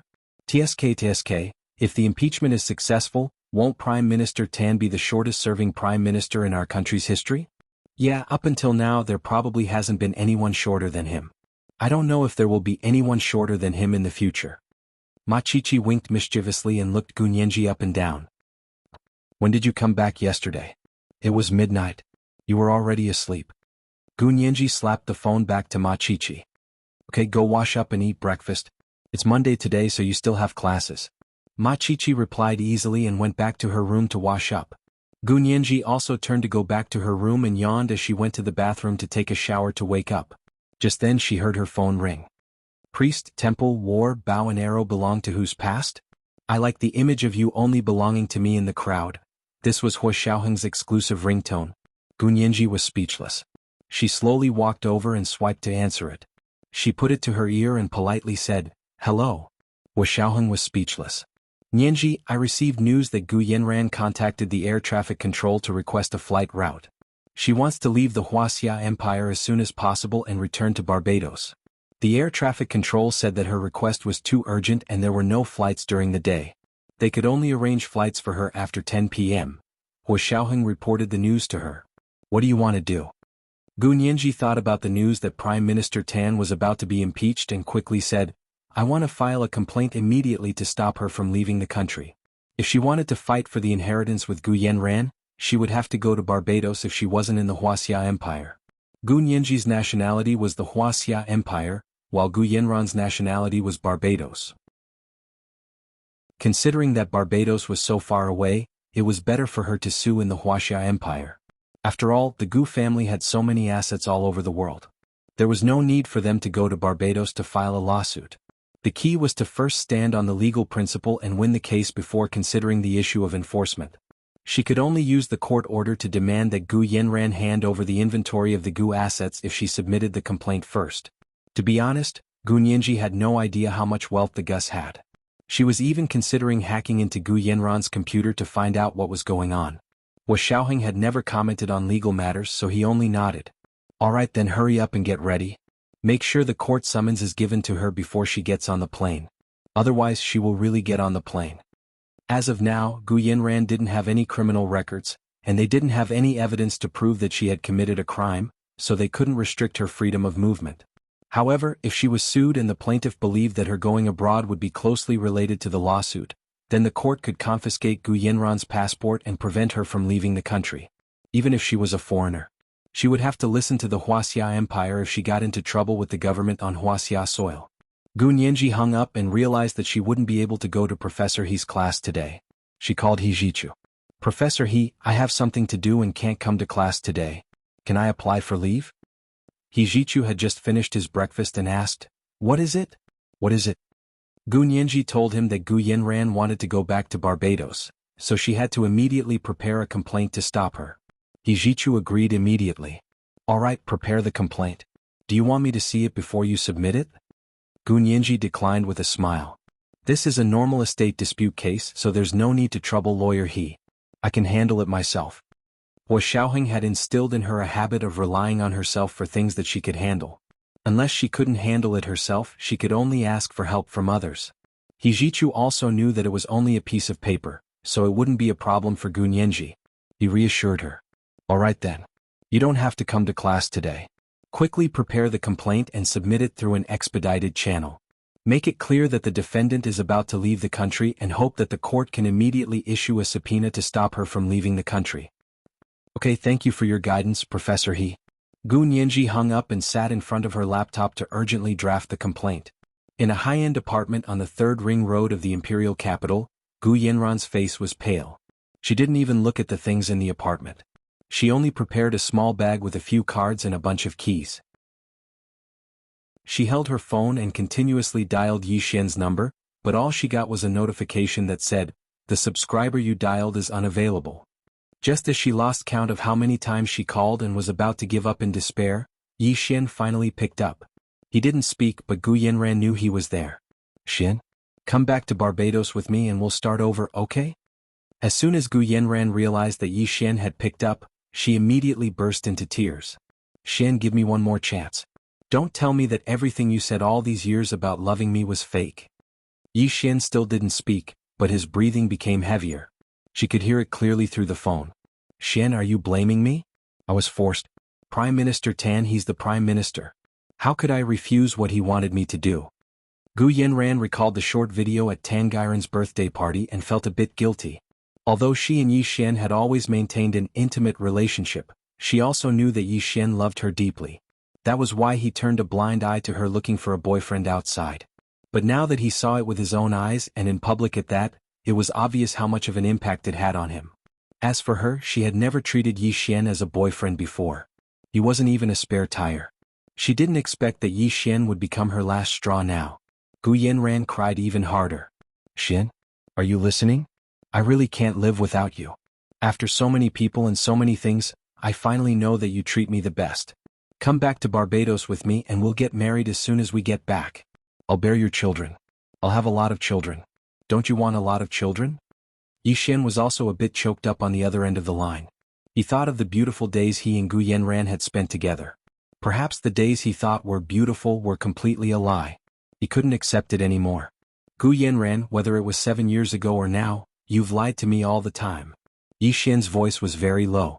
Do you really think I'm brainless and only fit to be played around by you? Shen, what are you doing? Listen to me. Gu Yenran's heart was in her throat. Shen, Gunyenji isn't a good person either. Think about it. Why did she chat with you anonymously in the first place? She's looking down on you? Looking down on me too? So you're saying that you actually look down on me? Yishen laughed coldly. Gu Yenran, you better not provoke me anymore. If you annoy me, I'll go find Gunyenji directly and tell her everything about you. It was the third watch. It was the third watch today. A reminder for everyone's monthly votes and recommendation votes. P.S. A reminder for everyone to also vote for the Records of Cambrian every day. Also, let's see if we can get a Cambrian Alliance fan title. Thank you. The girls in the group PM messaged me saying that they often ask for 5 treasures to get a Cambrian Alliance fan title at around 5 a.m. in the morning. Okay, I haven't tried it before. If you're jet lagged, you can try it. Chapter 799. Reveal everything to Gunyenji? Gu Yenran lost her mind from anger. That was the last thing she wanted to accept and hated. Years of dissatisfaction, anger, and the anxiety and fear she couldn't express since reuniting with Gunyenji made her finally blurt out, "Go ahead and reveal it. If you reveal me, I'll rip her face off for you to see. Do you think she's the person you chatted with anonymously all those years ago? Stop dreaming." Yishan was also extremely angry and fidgety on the other end of the line. He kicked out and kicked something with a bang. It was unclear what he had kicked, but there was an earth-shattering sound. The sound was like thunder in Gu Yenran's ears and quickly pulled her back from the edge of losing her mind. Gu Yenran covered her mouth with her hand and looked out the window at the blue sky that was like a blue hole in the Caribbean Sea. She seemed to suddenly remember something, and a trace of extreme panic flashed through her gentle eyes. Her entire body began to tremble uncontrollably, and even her teeth were chattering. The phone slipped from her hand and fell to the ground with a thud. Gu Yenran slumped on the sofa and covered her face with her hands as she desperately curled up on the sofa. I want to go back. I want to go back. I can't stay here anymore. She couldn't go back to Barbados either. When she applied for a flight route with the air traffic control, she had only used Barbados as a cover. As long as she left the Wuxia Empire, where couldn't she go? Gu Yenran kept muttering in her heart and became more determined. She had to leave the Wuxia Empire immediately and find a place to hide. Gunyenji worked hard in her dorm all morning and finally finished the complaint at noon.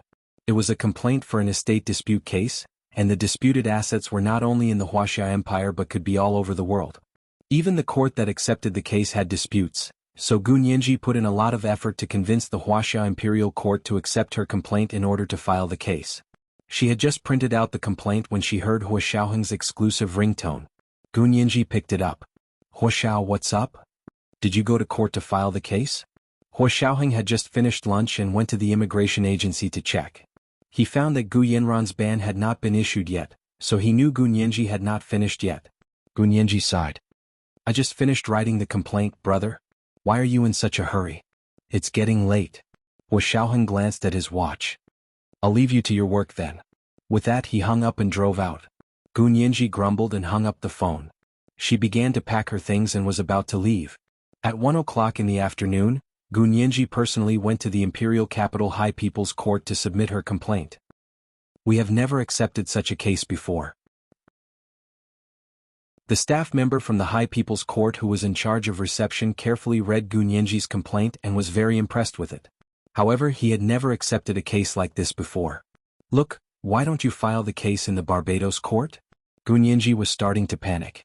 If she gave up now and let Gu Yenran leave the Wuxia Empire, she highly suspected that Gu Yenran would go into hiding. It would be troublesome if she came looking for her again. "Sir, could you please discuss it with the judge before making a decision?" Gunyenji was anxious.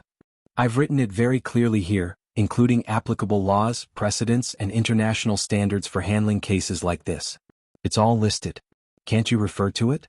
The middle-aged man in his 40s instantly blushed. He felt very uncomfortable being questioned by a young girl who was still wet behind the ears. His expression turned cold as well.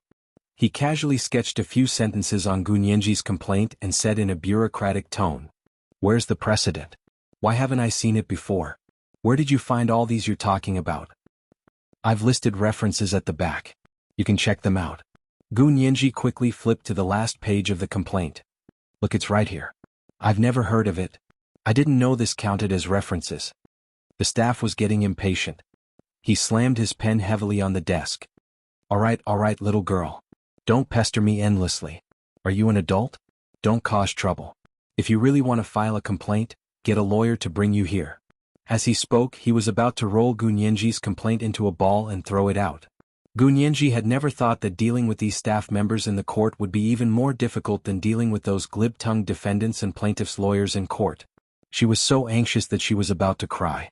Her large eyes seemed to be covered by a layer of mist.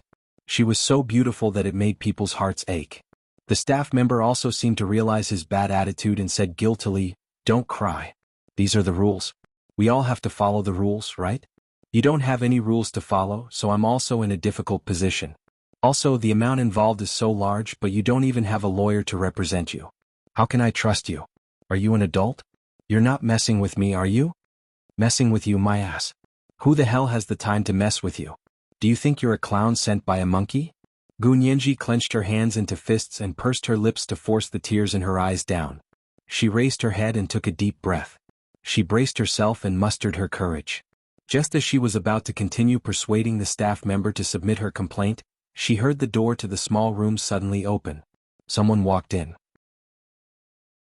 The impatient staff member across from her suddenly plastered a smile on his face and stood up from his seat.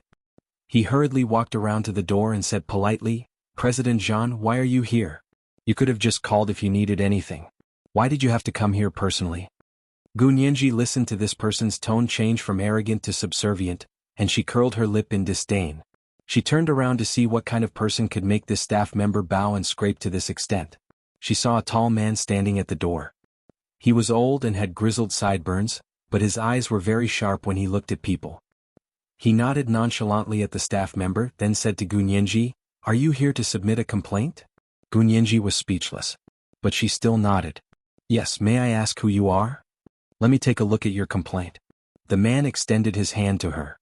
His wide palm was spread out in front of her, and she felt an indescribable sense of trust.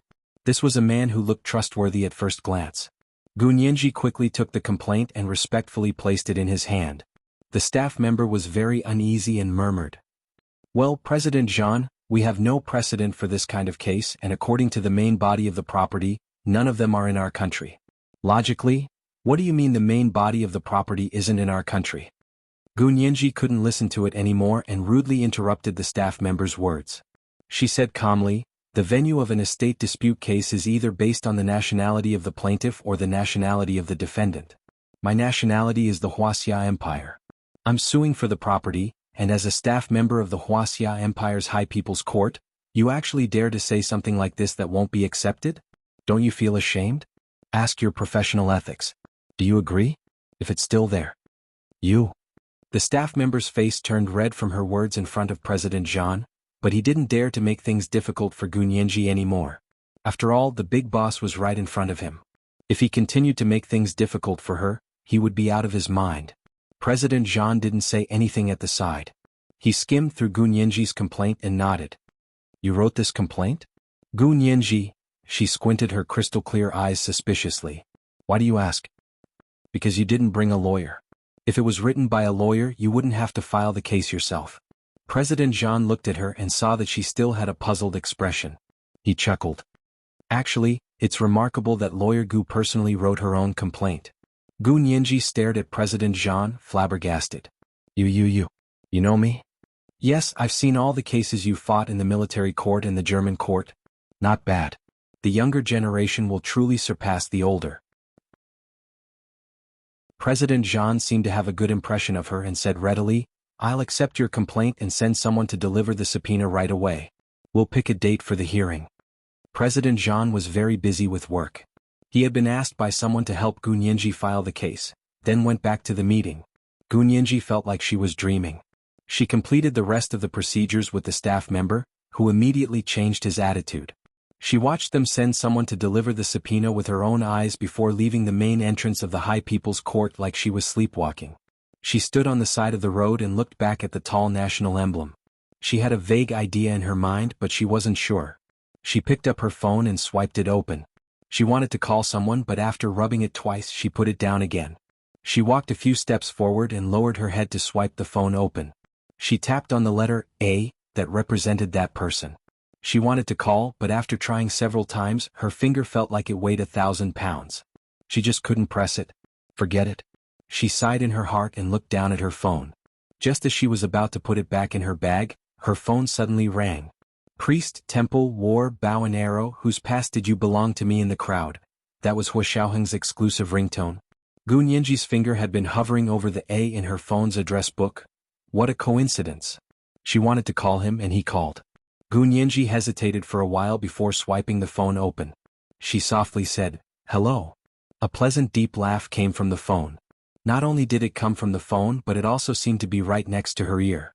It seemed to be very close. Gu Nianji's heart skipped a beat. She suddenly turned around and saw Hua Xiaoheng, dressed in casual clothes with both hands in his trouser pockets. He stood casually by the entrance of the High People's Court. From her angle, the tall national emblem seemed to be shining above his head. He stood under the majestic national emblem and looked at her with a faint smile. This was the first update. She originally wanted to update 2 times today, but she suddenly realized that the monthly votes were about to reach 6,100, so she could only continue to update 3 times greater than over equal to 4 // reminder for the monthly votes and recommendation votes. The monthly votes would be 6,100 plus updates at 1 p.m. The third update would be at 7 p.m. P.S. Thank you to novel expert ZXF for the 10,000 Chidian coins yesterday. Mwah. Remind everyone to also vote for the Chronicles of Cambrian every day.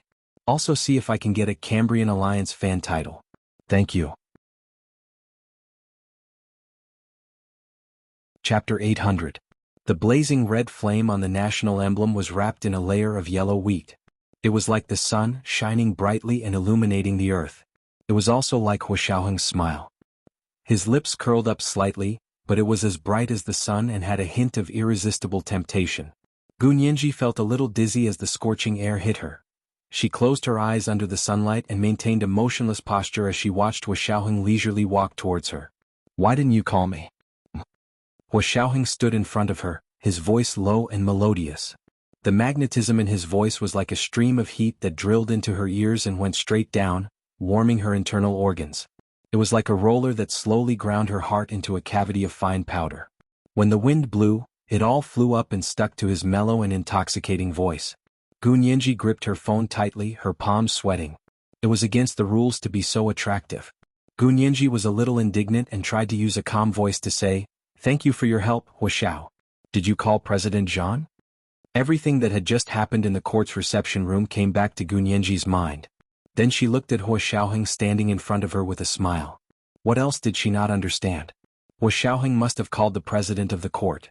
Hua Xiaoheng saw her conflicted expression and knew what she was thinking. He turned to look across the street. "We'll talk in the car. It's not convenient here." Gu Nianji saw an inconspicuous black Mercedes-Benz SUV parked across the street. It wasn't the Bentley SUV. What's the matter?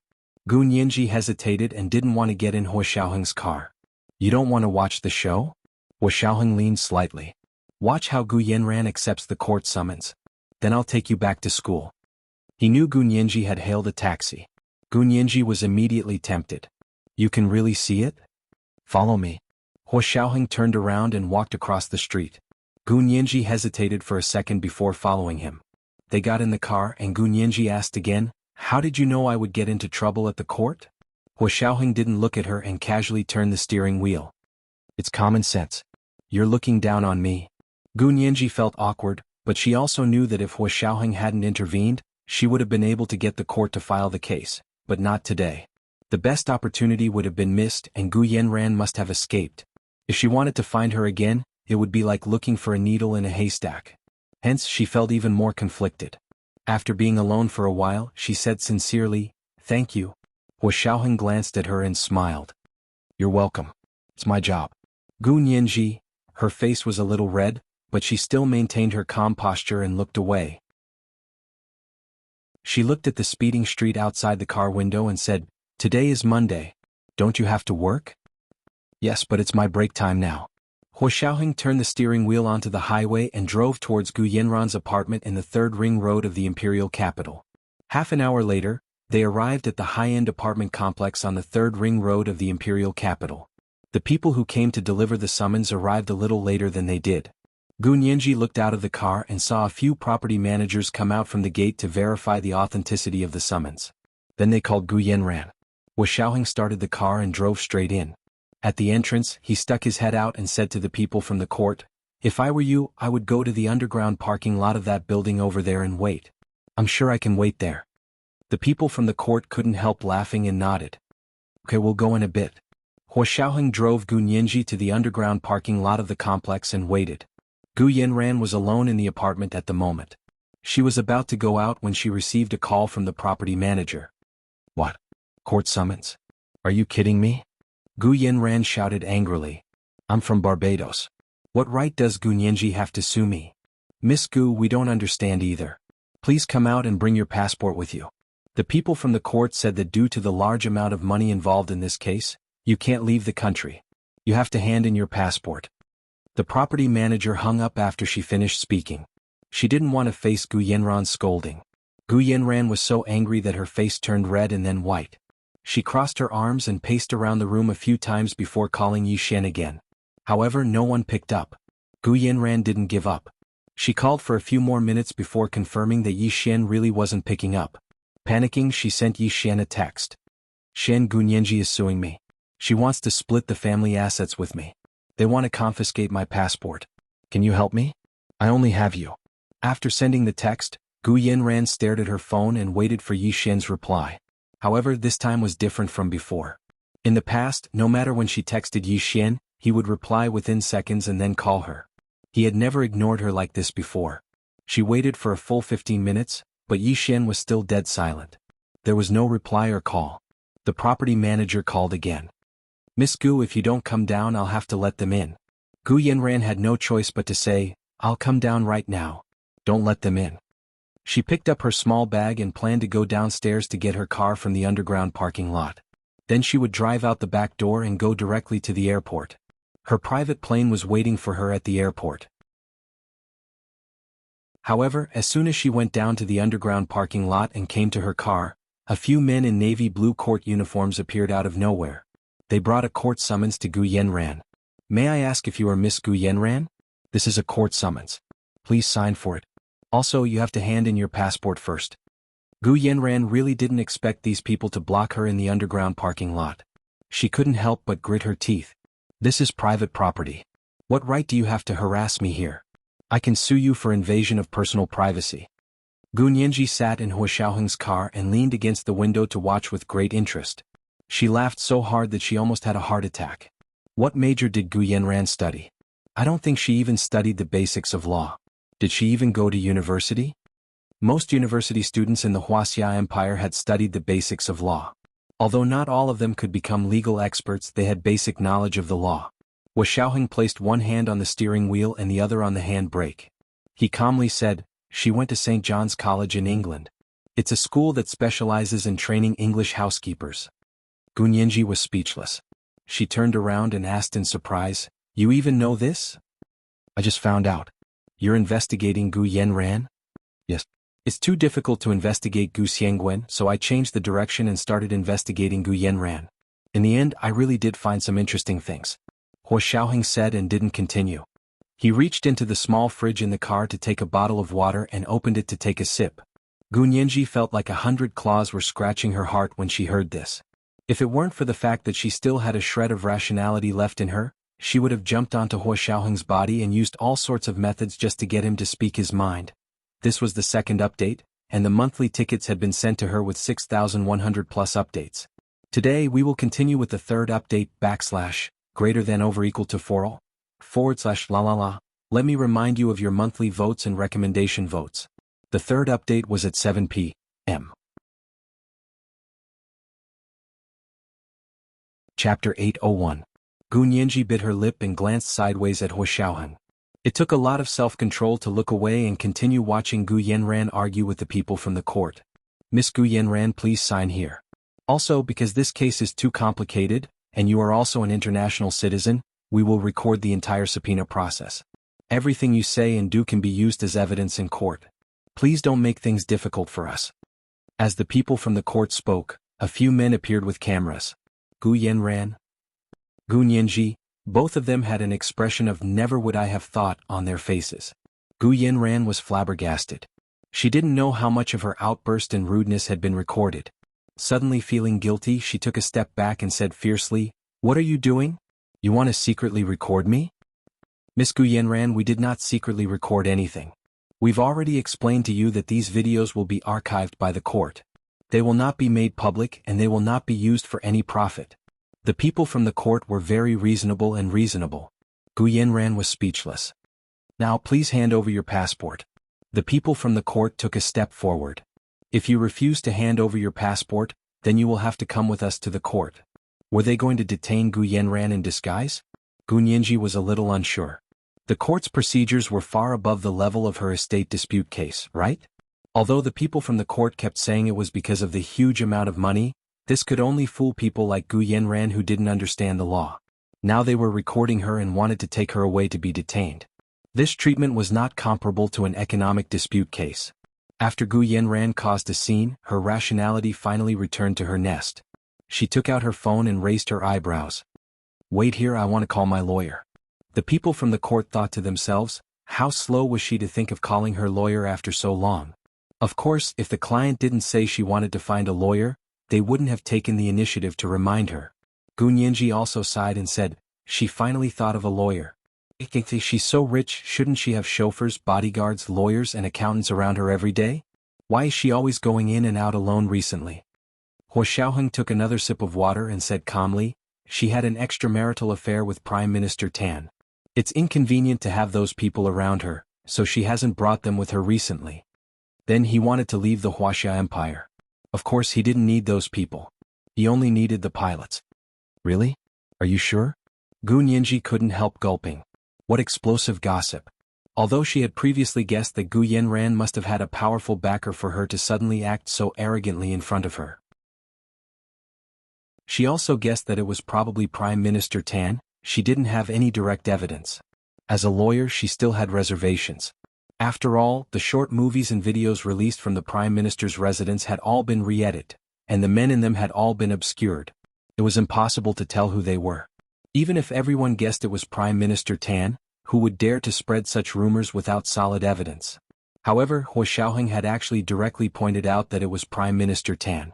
Gu Nianji couldn't help but wonder if he had direct evidence that could be made public. Yeah, the short movies that were released from the Prime Minister's residence and the videos that were going viral on Weibo were all reported to the Senate as evidence. The Senate sent a letter to the Special Operations Forces and asked us to help restore the complete images of the videos and movies. A faint smile appeared on Huo Xiaoheng's face. Then little Zay spent a lot of effort to restore them. Actually, they also had the original photos, but those things couldn't be openly used as evidence. The evidence that had been whitewashed, after going out for a while, was more credible. Prime Minister Tan is clearly shown in the restored video and movie. That's why the Senate officially started impeachment proceedings. Huo Xiaoheng finished speaking and glanced at Gu Nianji. He suddenly leaned over and whispered in her ear, "Do you want to see the complete video?" Gu Nianji was speechless. Although she really wanted to see it, she felt strange when she thought about how Huo Xiaoheng must have watched it countless times. She glanced at him and pursed her lips. "Huo Xiao, did you watch it countless times yourself?" Huo Xiaoheng sat back down with a smile. "I needed it for my work, but watching it once is enough. There's no beauty to it." Moreover, during the Special Operations Forces anti-corruption training, they had seen countless of these kinds of things. Every single one of them could maintain a straight face in front of a special action video. TSK beauty? Was he watching a fight between a seductress and a seductress with the mentality of appreciating art? Gu Nianji wisely didn't continue the conversation. She changed the topic and said, "The Senate is starting impeachment proceedings just because of an extramarital affair? Isn't this making a big deal out of nothing?" An extramarital affair was a private affair, and choosing a prime minister wasn't about choosing a moral saint. Gu Nianji still felt that something was wrong. Hua Xiaoheng saw that she didn't continue the conversation, so he didn't tease her anymore. He paused and composed himself before saying, "It's not because of an extramarital affair, but because the video and movies showed that the two of them were having an affair in the Prime Minister's office." Gu Nianji was speechless. How desperate are they? Can't they find a private house to do it? Gu Nianji really couldn't understand. Don't all government agencies have surveillance? Don't they know? Not all of them have surveillance. Hua Xiaoheng corrected her. Only places with problems are monitored, and this usually requires permission from the higher authorities and the court. Oh. Gu Nianji didn't know about this, but she believed that Hua Xiaoheng definitely knew more about it than she did. Then it's impeachment for malfeasance? More or less. There's also the leaking of secrets. The Senate is currently considering whether to add this. Gu Nianji thought about it and her expression changed. I think we can add another one. Misappropriation of campaign funds and use illegally donated money to make up for the deficit. I have to sue Prime Minister Tan and his wife, Kai Sangyin, to recover the tens of millions of US dollars that Gu Yanran illegally donated to them. This was all the wealth of the Gu family, and it had been squandered away by that prodigal Gu Yanran. Hua Xiaoheng recalled the first time he heard Deputy Director Feng of the Secret Service mention Gu Yanran, the richest woman in Barbados, and he still felt a bit emotional. However, from that point on, Gu Yanran's style had always been the same. She had always found loopholes in the government to find a backer. In the beginning she found Hua Xiaoheng, but of course she didn't succeed. Then she wanted to suck up to Gu Nianji because she and Hua Xiaoheng were a couple and could be considered upper-class people. In the end, when Gu Nianji was in danger for some reason, she suddenly exposed the fact that Gu Nianji was an adopted daughter. In the end, she had an affair with Prime Minister Tan. She thought she had found a powerful backer, but she didn't expect that backer to fall so quickly. From Gu Yanran's style of doing things these past few years, she's not good at business management and doesn't have a big picture view. Gu Xiangwen had so many patents and stocks and she sold them as she pleased. As long as she could raise money, she didn't care if it was more profitable to keep them.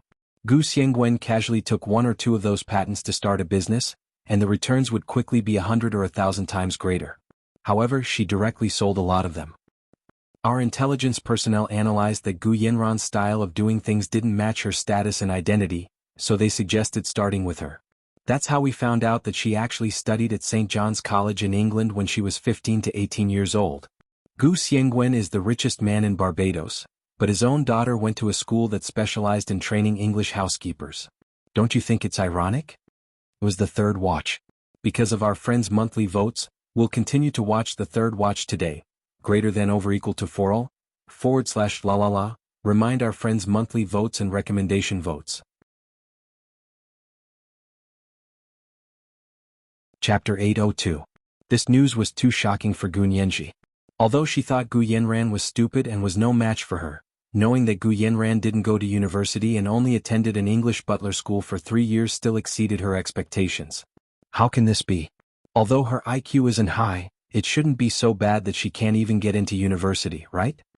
Gu Nianji twisted her fingers in confusion, her snow-white teeth biting her lower lip in disbelief. Also, Gu Yanran wasn't in the Wuxia Empire. She was overseas. Exams weren't the only way for overseas students to get into a good university. The independent admissions of the famous Ivy League universities all looked at family background first. It didn't matter if the results weren't good as long as they met the minimum passing score. Students from rich families and parents with power and authority would definitely be prioritized, followed by ordinary students with average family backgrounds but innate intelligence and high test scores. Of course, if a student's family didn't have money or power and didn't work hard for exams, then they would have no chance of getting into a good university. But for Gu Yanran, her father was Gu Xiangwen. Just this name alone was enough for her to choose from all the famous universities in Europe and the United States. What was wrong with her to insist on attending a butler school? Even if it was an English butler school, it wasn't something someone of her status needed to attend. This is a bit complicated. Hua Xiaoheng propped his head on his hand and tapped his fingers on the steering wheel. He looked ahead and said, "Do you still have classes in the afternoon?" "No. Today's class is in the morning and I've already asked for leave." Gu Nianji was still thinking about Gu Yanran. She looked at Hua Xiaoheng eagerly, wanting to hear more clues from him that could be of great help to her lawsuit. "Yeah, I'll find a quiet place to research later." Hua Xiaoheng looked at her and smiled. "What do you want to eat tonight?" Gu Nianji frowned. I'll eat at school tonight. She sighed and no longer thought about why Gu Yanran went to the butler school. Instead, she asked Hua Xiaoheng, "What did you say to President Zhan? Gu Yanran and I can't possibly get such high treatment for this case, right?" Even if Hua Xiaoheng appeared, he could only file the case. And the way the people in the court handled the case was completely beyond the scope of an estate dispute case. Hua Xiaoheng averted his gaze and looked out the window for a while before saying, "Gu Yanran's case may involve national security interests. Just in case, the court sent the most stringent team to collect evidence for this case." National security interests? Really? Gu Nianji was a little unsure. It's just a fight over property? Many of Gu Xiangwen's assets are patents. Hua Xiaoheng stopped there and did not elaborate further. Gu Nianji finally understood. The engine blueprint in her backpack seemed to belong to Gu Xiangwen, right? Gu Yanran looked at the people in court uniforms in front of her and felt extremely distressed. When she was in Barbados, she was even a guest of honor in the governor's office. Everyone treated her with respect. Who dared to treat her like this? Her first reaction was to call Yi Xian. However, Yi Xian still didn't pick up her calls. She had no choice but to call her lawyer.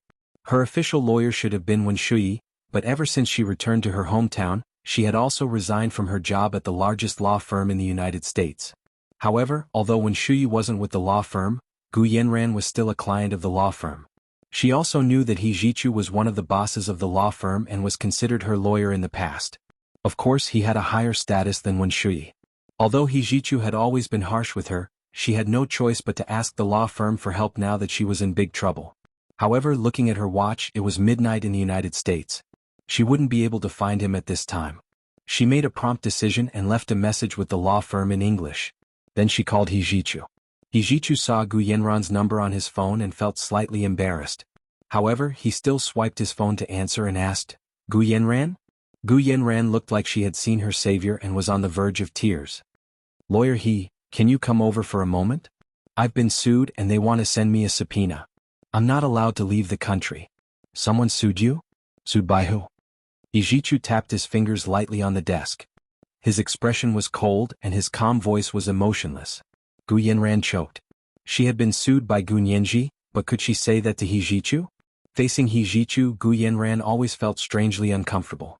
He Zhichu waited for a while and was about to hang up when Gu Yanran didn't say anything. Gu Yanran finally said in a panic, It's my sister Nianji. You also know that she doesn't remember the past, so, haha, now you know it's your sister? I warned you long ago not to have any ideas about Nianji. Did you think I was joking? Gu Yanran, let me tell you, this is just the beginning. You should have been mentally prepared for this the moment you decided to expose the news that Gu Nianji is an adopted daughter. He Zhichu hung up after speaking. Gu Yanran's heart sank. Her lips trembled and her eyes flickered. What did He Zhichu mean by that? Did he know something? That was impossible. Anyone who knew even the slightest bit of information about Gu Nianji's identity was no longer in this world. Gu Yanran composed herself and decisively decided to contact the largest law firm in the imperial capital, JD Law Firm. She called and asked lawyer Jean Wani to be her lawyer representative. Jean Wani was a lawyer she was familiar with. They had cooperated tacitly a while ago to set up Prime Minister Tan's wife, Kai Sangyin, so Gu Yanran knew her skills quite well. Although she couldn't compare to He Zhichu, she was very capable. Most importantly, she was trustworthy and wouldn't set her up. Jean Wani received the arrangements from the station and heard that it was an old acquaintance of Gu Yanran's. Without another word, she grabbed her briefcase and got into her new BMW X5. She drove to Gu Yanran's apartment in the 3rd Ring Road of the imperial capital. 15 minutes later, Jean Wani arrived at the underground parking lot of Gu Yanran's apartment on the 3rd Ring Road. She parked her car and found Gu Yanran's location. She discovered that she was surrounded by a group of men in court uniforms. They were even carrying cameras. "Stop. What are you doing? I'm warning you. Knowingly breaking the law will increase your punishment." Jean Wani yelled loudly as she walked over. Her high heels clicked on the concrete floor as she walked to Gu Yanran. Gu Yanran saw Jean Wani and rushed over like she had seen her savior. "Lawyer Jean. They won't let me leave and want me to hand in my passport." Jean Wani shook her hand. "Miss Gu, please calm down." She turned to the group of men in court uniforms. "Where are your documents? I want to confirm your identities." The leader of the men took out his work ID and handed the subpoena to Jean Wani. "Hello, Since you are Miss Gu Yenran's lawyer, please accept this subpoena on her behalf. Someone is suing Miss Gu Yenran for illegally embezzling the Gu family's assets. They want to sue her and take back the assets that belong to them. Jean Wani raised her eyebrows and said with disdain, as far as I know, Gu Xiangwen is still alive. Who has the right to sue for the family assets? The plaintiff, Gu Nianji, stated very clearly in the lawsuit that Gu Xiangwen became a vegetable after the plane crash. It has been 7 years since the middle of this year. This means that he is no longer legally responsible for his actions and cannot be the subject of the law. Therefore, the plaintiff has the right to ask for an equal division of the family assets. If she says it's equal, then it's equal? What about the will? Did she forget about the will? Jean Wani exploded as soon as she heard Gu Nianji's name. She was aggressive and obviously more professional than Gu Yenran. However, Gu Yenran's eyebrows twitched uncomfortably when she heard the word, will. She tugged on Jean Wani's shirt and interrupted her. Lawyer Jean, when can I leave? Jean Wani turned to look at her and said confidently, don't rush. I'll let you go right away. Gu Yenran smiled in relief and played with the phone in her hand to send another text to Yi Xian. Jean Wani was imposing as she said to the court staff, I'm sorry everyone. My client is a citizen of Barbados, and the Gu family's assets are also in Barbados. If Gu Nianji wants to sue Gu Yenran for a division of the family assets, tell her to file a complaint in the Barbados court. Which court are you from? How much money do you need to accept a lawsuit without jurisdiction? Gu Nianji sat in Huo Xiaoheng's car and heard Jean Wani's words clearly. She was furious. How could you accept a lawsuit from a despicable person like Gu Yenran? You're the one who needs money. Your whole family needs money. This woman had been defeated by her every single time, but she still didn't know how to repent. She truly felt that she should make Gu Nianji suffer from a phobia from now on. She should make Gu Nianji want to kneel whenever she saw Gu Nianji. Gu Nianji's brain heated up and she opened the car door to personally confront Jean Wani. Huo Xiaoheng reacted quickly and hugged her from behind. He dragged her back to sit on his lap and wrapped his strong arm around her waist. Gu Nianji couldn't move for a moment. What are you doing? Let me down. Gu Nianji punched Huo Xiaoheng a few times. You don't need to go yourself. If the people in the court don't even have this bit of ability, how can you fight this lawsuit? Huo Xiaoheng whispered in her ear. He was so close that the heat from his breath burned her neck. Gu Nianji couldn't help shrinking her neck. Fine, I won't get down, but can you let go of me? Gu Nianji began to forcefully pry at Huo Xiaoheng's arm to get him to let go. Although his embrace was warm, Gu Nianji didn't want to let go again. Huo Xiaoheng didn't have any intention of letting go. He looked down. Did my hugging you make you moved? Of course not. Gu Nianji frowned. You're thinking too much. If not, then what does it matter if I let go or not? Okay, continue watching the show. Don't worry about me. Gu Nianji was speechless. This was the first night. There were 2 nights today. A reminder to all the fans for their monthly and recommendation votes. The second night at 7 p.m. P.S. A reminder to everyone to also vote for the Cambrian every day. Also see if you can get a Cambrian Alliance fan title. Thank you. Chapter 803. Huo Xiaoheng's arm was as strong as steel as it wrapped around Gu Nianji's waist. How could she forget again? Against Huo Xiaoheng she could only outsmart him. Even 10 Gu Nianji wouldn't be a match for Huo Xiaoheng. Gu Nianji pursed her lips and stopped struggling. She pretended that Huo Xiaoheng was just her chair and didn't react in the slightest. She focused her attention on Jean Wani and Gu Yenran, who were nearby. After Jean Wani finished speaking, she crossed her arms and raised her chin slightly to look at the court staff. She was very imposing. However, the staff sent by the Imperial Capital High Court were indeed the strictest. They did things by the book and were very imposing. Lawyer Jean, estate disputes don't work this way, the head of the staff said calmly. 10 years ago in the Johnson estate dispute, the main property was in the United States, but the British court sued and accepted it. 8 years ago in the Argentine-Honduras estate dispute, the main property was located in Australia and was also accepted by the Argentine court. Indeed, most estate disputes are accepted at the location of the defendant and the property, but that's not absolute. Therefore, it's completely reasonable and legal for Miss Gu Nianji to sue Miss Gu Yenran in the Wuxia Empire for embezzlement of the Gu family's property. Jean Wani blushed. She had just accepted Gu Yenran's request and hadn't had time to do her homework. Naturally, she wasn't as prepared as the court staff. The international precedents that the court staff found were all cited by Gu Nianji in the complaint. They had verified it and treated it as evidence. Now, please sign here with Miss Gu Yenran, and then Miss Gu Yenran will hand over her passport. The court staff handed over the subpoena again and took out the receipt for Gu Yenran and Jean Wani to sign. Jean Wani looked at the subpoena again and nodded. Okay, that's all for now. She took out a pen and looked down to sign the subpoena. Gu Yenran panicked. Lawyer Jean, how can you sign this? I didn't even agree to it. Jean Wani's pen paused and she turned to look at Gu Yenran. You're the defendant. You don't have to agree or disagree when someone sues you. The court staff couldn't help but laugh when they heard that. Her words were extremely rude. It was almost as if she was pointing at Gu Yenran's nose and scolding her for not knowing the law. Gu Yenran, on the other hand, was indignant. When she was in Barbados, anyone who wanted to sue her would have to think twice before doing so. However, now that she was in the Wuxia Empire, she had no choice but to bow her head. In that instant, she regretted giving up Barbados and settling down in the Wuxia Empire. However, Barbados also had its inconveniences. She was a woman with so much property, and it was indeed impossible for her to stay there forever. Gu Yenran sighed but still signed the subpoena. After signing, she took her Barbados passport out of her bag and handed it to the clerk. Gu Yenran's expression did not change, but she snorted in her heart. Would collecting passports stump me? I have so many passports. But before she could finish, the court staff said, and your American, French, British and Brazilian passports, please hand them in. Gu Yenran was shocked. How did these people know she had multiple nationalities? She had only used Barbados passports to travel between the Wuxia Empire and Barbados. She had never used passports from other countries.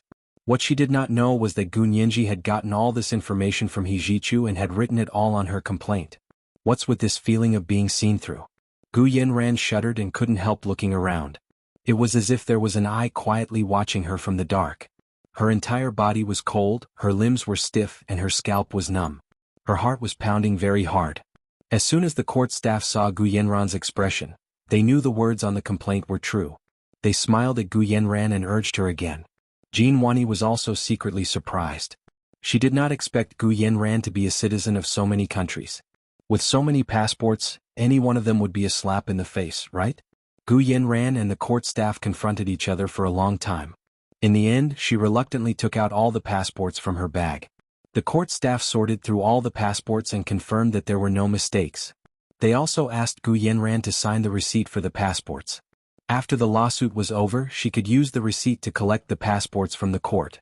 After Gu Yenran signed, the court staff finally left the underground parking lot of the apartment and returned to the court. Gu Yenran and Jean Wani did not move. They stood next to Gu Yenran's luxury car and watched the court staff enter the elevator. As the elevator slowly rose, Jean Wani sighed and turned to look at Gu Yenran. Miss Gu, what is going on? Why does Gu Nianji suddenly want to sue you for the family inheritance? Gu Yenran finally regretted going against Gu Nianji. But it was not her fault.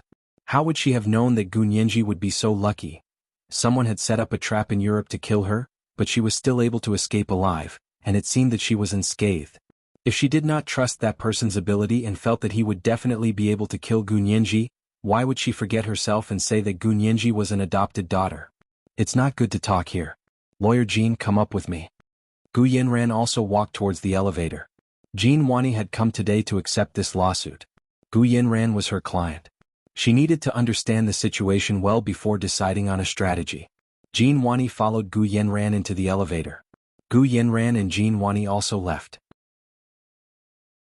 It seemed like only Gu Nianji and Hua Xiaoheng were left in the underground parking lot. They sat in the driver's seat of the car, overlapping each other. Although Hua Xiaoheng's Mercedes-Benz SUV was spacious, it was not spacious with two people squeezing in the driver's seat. Gu Nianji rubbed her temples and said, Okay, they've all left. I'll go too. Hua Xiao, please take me back to school. She already said she was leaving, so Hua Xiaoheng would naturally let go of her if he wanted to drive. However, Hua Xiaoheng did not let go. He said calmly, Don't you want to understand Gu Yenran's situation? Don't you want to know what she will say to Lawyer Jean? I want to, but will you say it? Gu Nianji looked up at Hua Xiaoyang. So I usually forget about useless things after thinking about it. Get out of the car and come back with me. We'll go listen to what Gu Yenran will say to Lawyer Jean first. Hua Xiaoheng finally let go of her. Gu Nianji quickly escaped from his embrace and returned to her own seat. Then she quickly opened the door and got out. Xiaoheng also got out of the car and used the remote to lock it. He took Gu Nianji's unwilling hand and walked towards the elevator. Xiao, maybe another day. I need to clear my thoughts when I go back today. I will choose to defend myself in this lawsuit. I don't need a lawyer, Gu Nianji said seriously and stopped in front of the elevator. This is the second watch. Dear friends, it will be the third watch tomorrow. Remind my friends of your monthly votes and recommendation votes. Good night, dear friends. Chapter 804. Xiaoheng held Gu Nianji's hand and stopped in front of the elevator. He looked at the open elevator door in front of him and didn't say anything. He pursed his lips and stepped in with an unquestionable stance. He exerted some force and pulled the reluctant Gu Nianji in as well. Xiao, I said I want to go back. Did you hear me? Gu Nianji reached out to block the elevator door. The elevator door had a sensor system, so it didn't close. You really want to go back? Xiaoheng still held Gu Nianji's hand as he watched her turn to walk out of the elevator. One of them stood in the elevator while the other stood outside. Their hands were intertwined in the elevator. Xiaoheng's expression returned to his usual calm. He didn't let go, but he didn't use any force either. It seemed like no matter what Gu Nianji said or did, she couldn't move him at all. A man with a strong will, who did what he said and knew what he was doing, had an irresistible attraction to women. Especially when this man was a soldier, this attraction had to be multiplied by 2. He stood in the elevator and looked at her silently. Gu Nianji's heart couldn't help skipping 2 beats. But if she returned to that apartment, Gu Nianji was afraid she would recall those sweet memories. She was already struggling to resist Xiaoheng, but reason told her that Xiaoheng could no longer give her a sense of security. Being with him would hurt again sooner or later. At that moment, Xiaoheng noticed Gu Nianji's imperceptible hesitation. He made a prompt decision and forcefully pulled Gu Nianji back. He held her in his arms with one hand and quickly took out the key card with the other to slide it on the elevator's floor sensor. The elevator door closed and quickly went up to the 18th floor where they used to live. Gu Nianji's head was pressed against his chest. When she struggled out of his embrace, she discovered that the elevator had already dinged and arrived at their destination. The elevator door slowly opened, and the familiar apartment door appeared in front of them.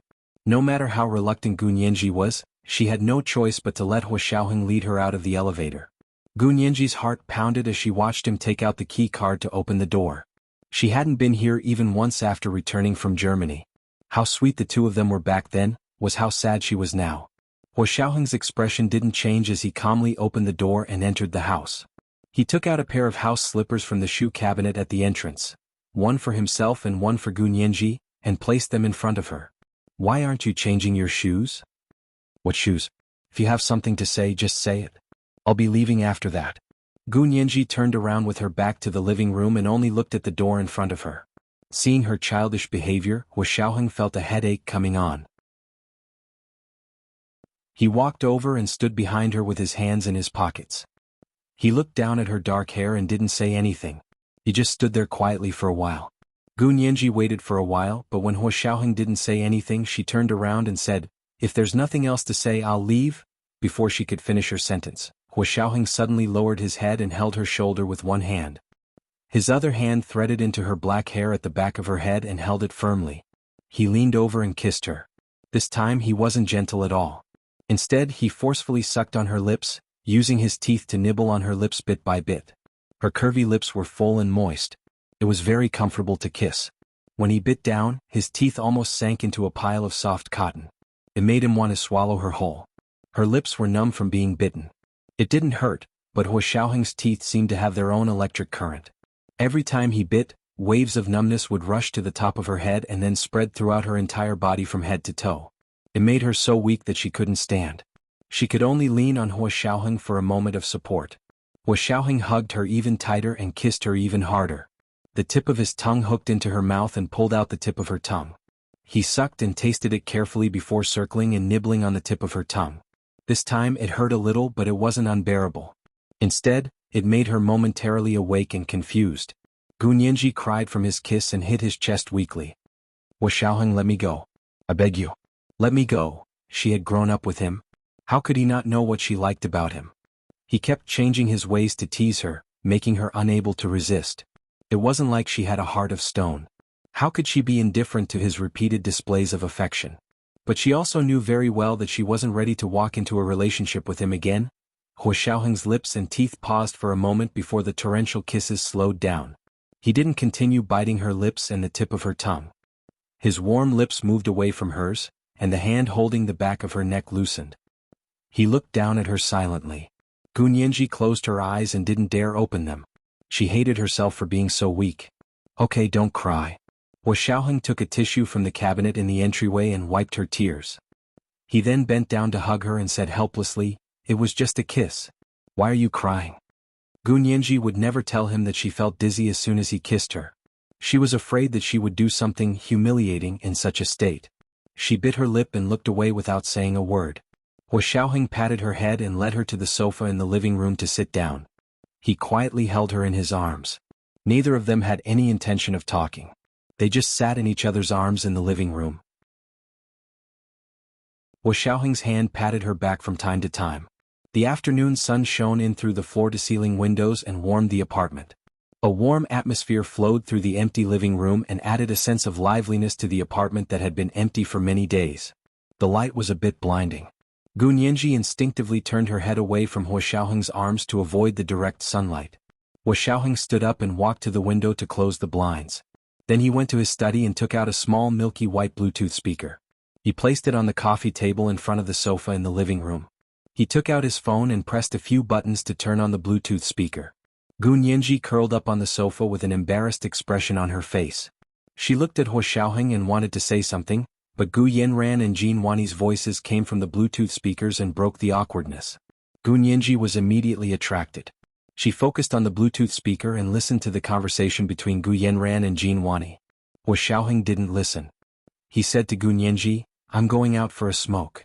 He opened the floor-to-ceiling windows and walked to the balcony to light the cigarette in his hand. "Yanran, what's going on?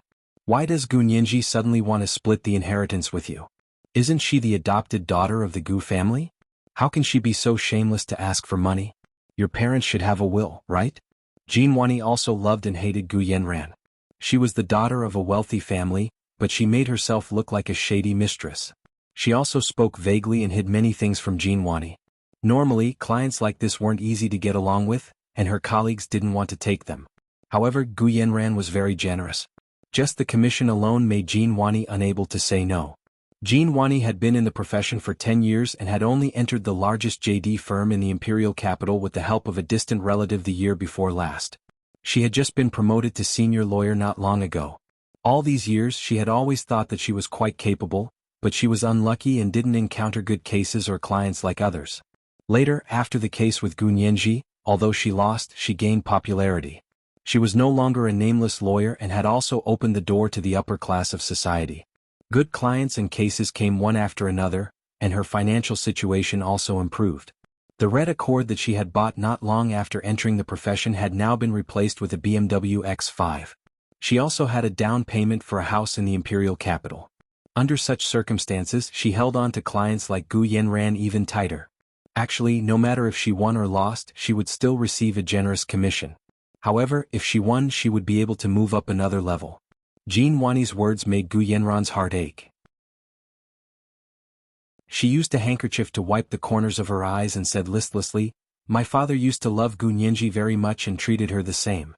That might have made her delusional. But the will." Gu Yanran hesitated, her voice a bit hoarse. "My father hasn't passed away yet. Will the will take effect?" "Your father's situation is a bit complicated, but in theory if your father and mother had a will, Gu Nianji's status as an adopted daughter can't be compared to yours. She will be of more help to you in the estate dispute case," Jin Wani said implicitly. She was just short of pointing out that as long as there was a will, the case almost didn't need to appear in court and could be settled out of court. Gu Yanran frowned and thought about it for a while, then said softly, "What if there really isn't a will? In that case we can probably only split it evenly." Jin Wani spread her hands with some regret. In a situation where there isn't a will, Gu Nianji is also the first in line to inherit. Even if she's an adopted daughter, she's legally an officially adopted daughter. As soon as she said that, Jin Wani had another idea. "Gu Nianji is an officially adopted daughter, right? Is there an official adoption document?" Sometimes, some people said that they were adopting children, but the legal procedures might not be complete. In the early years there was an international movie star who didn't have any children, so she adopted a pair of twin daughters. However, when she had her own daughter she transferred the twins. The public criticized her a lot, but legally she wasn't wrong. Although she said she was adopted, there were some problems with the legal procedures when she adopted them, so the law didn't pursue her actions later. If that was the case, then Gu Nianji's desire to fight for the estate could be extinguished. Gu Yanran was stunned. Official adoption documents? Yes, since we're fighting for the estate, everything has to be done according to the law. If Gu Nianji wants to fight for the estate, she must first prove that she's a legally adopted daughter and produce legal documents to prove her identity. Jean Wani knocked on the desk in front of her. Her words were like a heavy hammer hitting Gu Yanran's heart. This was the first update. Today was the third update, asking for monthly votes and recommendation votes. It was Monday, especially recommendation votes. At 1 p.m., I'd like to add 50,000 Chidian dollars to PPL in April. At 7 p.m. the third update. P.S. Today is the last day of FanFest, so I'd like to remind everyone to vote for the Legend of Camel. Also, I'd like to see if I can get a Camel Alliance fan title. Thank you.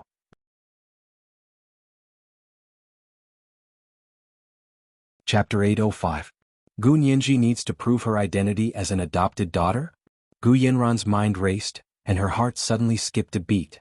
Biting her lip, she thought about it for a while and asked tentatively, does that mean that if she can't produce legal documents to prove her identity as an adopted daughter, she has no right to fight with me for the inheritance? Of course. What questions do you have? Jean Wani's eyes lit up. Does that mean Gu Nianji doesn't have any legal documents? Gu Yanran hid her excitement and said dryly, I'm not too sure about that. I wasn't old when my parents adopted Gu Nianji, so I didn't know much about the law. I have to find the lawyer who worked with my father back then and see if he knows anything about this. However, this is a serious matter, and I don't want Gu Nianji to have a hard time living in the future. So, can lawyer Jean request a closed trial? Otherwise, the media will chase after her every day. Both of us will be annoyed. That's more like it. Jean Wani clapped her hands and slapped them loudly. I knew it. How can there be such a thing? A fake adopted daughter with no right dares to fight for the inheritance with someone else's biological daughter? She really doesn't know her place. Greed is the worst thing to do as a human. She covets things that don't belong to her and isn't afraid of being struck by lightning. Gu Yanran's smile froze, but she quickly composed herself and smiled gently. Lawyer Jean, you really know how to joke. Actually, this is human nature and I can understand. Regardless of whether there are legal documents or not, she's still my sister and was loved by my parents back then. I don't mind giving her a few million US dollars. Just treat it as a gift to her and let her have a good life in the future. Jean Wani could tell from Gu Yanran's words that she wanted to reconcile with Gu Nianji outside of court. She sighed and patted Gu Yanran's shoulder. Yanran, I didn't expect you to be so kind. I'm impressed that you can take care of a fake sister who has no intention of fighting you for the inheritance and doesn't care about your feelings at all. Alright, you're my friend for sure. Gu Yanran smiled and tilted her head. It's my honor to be favored by lawyer Jean. As she spoke, she stood up and went to the wine cabinet to get a bottle of Bordeaux wine from France. She poured it into a crystal glass and clinked glasses with Jean Wani. Cheers, happy working with you. It's a pleasure working with you. Jean Wani raised her glass and downed it. Then she took out the lawyer's contract and read it out to Gu Yanran so that she could sign it. After the full attorney contract was signed, Gu Yanran transferred 100,000 yuan to Jean Wani's law firm as a deposit for the lawsuit. The sound of the door opening and closing came from the milky white Bluetooth speaker, and then there was nothing else. Gu Nianji sat alone on the sofa and began to ponder. Xiaoheng finished smoking and walked back into the house. Seeing that there was no sound coming from the Bluetooth speaker, he sat down and pressed the stop button. Are they done? Gu Nianji nodded. Her expression was much more normal now. She smiled and said, I didn't expect Jean Wani to be so impressive this time. She gave me a show of strength right from the start. Faced with Jean Wani's increasing combat power, Gu Nianji did not feel defeated. Instead, she was excited and thrilled. Once she focused all her energy on her profession, her entire person bloomed with a dazzling brilliance. Xiaoheng propped himself up on the sofa armrest and rested his chin on his hand. He sat diagonally on the sofa and looked at her quietly. He hid all his emotions in the flash of amazement in his eyes. What did she say? She wanted me to prove that I'm an adopted daughter first before going to court with her. Gu Nianji was all smiles. That's a good entry point. If I were to help Gu Yanran with the lawsuit, I would also start from this angle. Hua Xiaoheng froze and sat up straight. Yeah, Jin Wani did a good job this time. This is interesting. What about you? You definitely can't produce something like that. They all firmly believed that Gu Nianji was not an adopted daughter, so why would a biological daughter need to produce proof that she was an adopted daughter? Wouldn't that be leading people into a ditch? But thinking about it carefully, this was indeed a good way to win without a fight. Gu Nianji rested her chin on her hands and leaned forward on the sofa. She stared fixedly at the Bluetooth speaker and a subtle smile appeared on her face. She nodded slowly. Of course I will consider it. Hua Xiaoheng smiled and patted her head. However, he still reminded her, we still don't have a way to prove that Gu Xiangwen is a fake. So if they insist that you have nothing to do with Gu Xiangwen? Gu Nianji raised a brow in disapproval. At least I have the Barbados government documents to prove that I'm Gu Xiangwen's daughter. Similarly, Gu Yanran is. If they really only know how to dwell on the adoption documents, I will make sure Jin Wani and Gu Yanran lose badly. It's good that you're prepared. Hua Xiaoheng was very confident in Gu Nianji's professional abilities. Don't panic if they have other evidence. I've already contacted Xie Dezhao. When he comes, he can at least prove that you are related to his daughter, Xie Qingying. His deceased wife, Gu Tian, is said to be Gu Xiangwen's biological sister. Okay, I'll be careful. Gu Nianji nodded vigorously. Her eyes were sparkling and her cheeks were pink. Hua Xiaoheng's fingers twitched, but he still restrained his desire to touch her. He stood up and asked, it's getting late. Do you want to have dinner here or go back to school? Gu Nianji stood up and pursed her lips. It's more convenient to go back to school. This time, Hua Xiaoheng didn't force her. He took the car keys. Let's go. I'll give you a ride. Gu Nianji sighed in relief and left the apartment with him to go back to school. The Imperial Capital High Court was very respectful to Hua Xiaoheng. Because the case involved a large amount of money and interest, the court scheduled it for a very short time. The first court hearing would be on Wednesday, a week later. At the same time, after Jin Wani discussed with Gu Yanran, she requested the court to close the trial to protect the client's privacy. Nianji, do you agree? Hua Xiaoheng specifically called Gu Nianji and mentioned Jin Wani and Gu Yanran's request to close the trial. I don't care. Gu Nianji also wore a Bluetooth headset. She typed on the computer as she spoke to Hua Xiaoheng. Hua Xiao, you called just for this? Do you want to close the trial or not? Smart girl. Hua Xiaoheng praised her with a smile. After our discussion, we also feel that it's better to close the trial. Since they were fighting over Gu Xiangwen's assets, then everything related to Gu Xiangwen had to be exposed, especially his patents and inventions. If the trial wasn't closed, these things would not only be known by them, but also by the enemies hiding in the dark. Gu Xiangwen had been living in seclusion ever since his sister, Gu Tian, passed away many years ago. This was enough to prove that keeping his situation a secret was the best choice. Gu Nianji understood what Hua Xiaoheng meant and nodded. Okay, I'll explain to the court and agree to close the trial. Hua Xiaoheng agreed and put down the phone. He began to do background checks on the people participating in the trial. Their enemies were not only external but also internal. Wednesday, a week later, was the first day of the estate dispute between Gu Nianji and Gu Yanran. Because the request to close the trial had been made a long time ago, the case was basically kept secret except for the relevant personnel. Some higher-ups in the media knew about it, but because the Special Operations Forces and Secret Service had spoken to them, they wouldn't take the risk just to make a big news story. That day, Gu Nianji wore a black professional suit to the court. She came with He Jichu, who sat in the plaintiff's family seat. Hua Xiaoheng didn't come. Instead, he watched the entire trial live with special equipment sent by the Special Operations Forces to the court. Other than Hua Xiaoheng, General Ji, Speaker Long, and several members of the Standing Committee of the Supreme Military Council were also watching the trial in the conference room of the Special Operations Forces building. When the judge announced the start of the trial, Gu Nianji calmly and simply stated her request. That was, as the daughter of the Gu family, she had the right to a share of the Gu family's assets unless there was a will to prove that there was another distribution plan. Jin Wani listened with excitement. This time she would avenge herself. Gu Nianji was going to lose to her. Jin Wani thought about it excitedly. When she stood up to state her request, her voice trembled slightly. Madame Gu Nianji's request is very bold and shameless. Let me ask you, an adopted daughter, what right does she have to fight with the biological daughter of the Gu family for the inheritance? Also, can you produce legal proof to prove your identity as an adopted daughter of the Gu family? Your Honor, if Madame Gu Nianji cannot produce proof that she is an adopted daughter of the Gu family, I request that the court declare this case invalid because she has no right to make any claims to the Gu family's assets. Jin Wani's words echoed in the courtroom. Everyone on Gu Yanran's side smiled meaningfully. Everyone looked at Gu Nianji with pity, as if she was a clown who didn't know her own limits. The senior officials watching the trial in the conference room of the Special Operations Forces also had ugly expressions. If Gu Nianji lost the lawsuit, Gu Yanran would definitely ask to take Gu Xiangwen away. Therefore they would have no reason to keep Gu Xiangwen, and the plan they had been preparing for so long would all be for naught. General Ji glanced at Hua Xiaoheng worriedly. However, Hua Xiaoheng continued to look at the big screen calmly. He looked very confident in Gu Nianji. General Ji relaxed slightly and turned to continue watching the trial.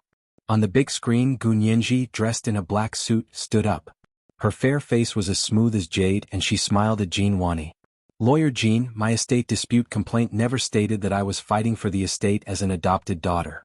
May I ask where you are coming from when you say I am an adopted daughter of the Gu family? Jin Wani was speechless. Then she smiled at everyone in the courtroom. Isn't it obvious? Everyone has a tacit understanding. Gu Nianji, why don't you face reality? Gu Nianji smiled slyly and shook her head. She said calmly, unfortunately, Lawyer Jin, we are discussing this in court. Everything we say and do has to be done according to the law. I fought for the Gu family's assets based on the identity documents issued by the Barbados government to prove that I am Gu Xiangwen's daughter. I have a claim to the Gu family's assets. Now, Lawyer Jin is claiming that I am an adopted daughter of the Gu family. Therefore, according to the principle of the person who claims it bears the burden of proof, please prove that I am an adopted daughter first. This is the second update. The Immortal Love, 50,000 Chidian dollars, awarded by PPL CUA has arrived. Today is the third update, asking for monthly votes and recommendation votes. It's Monday and especially recommendation votes. Third update at 7 p.m. P.S. Today is the last day of the fan festival. Remind everyone to vote for The Legend of Camel. Also see if you can get a Camel Alliance fan title. Thank you.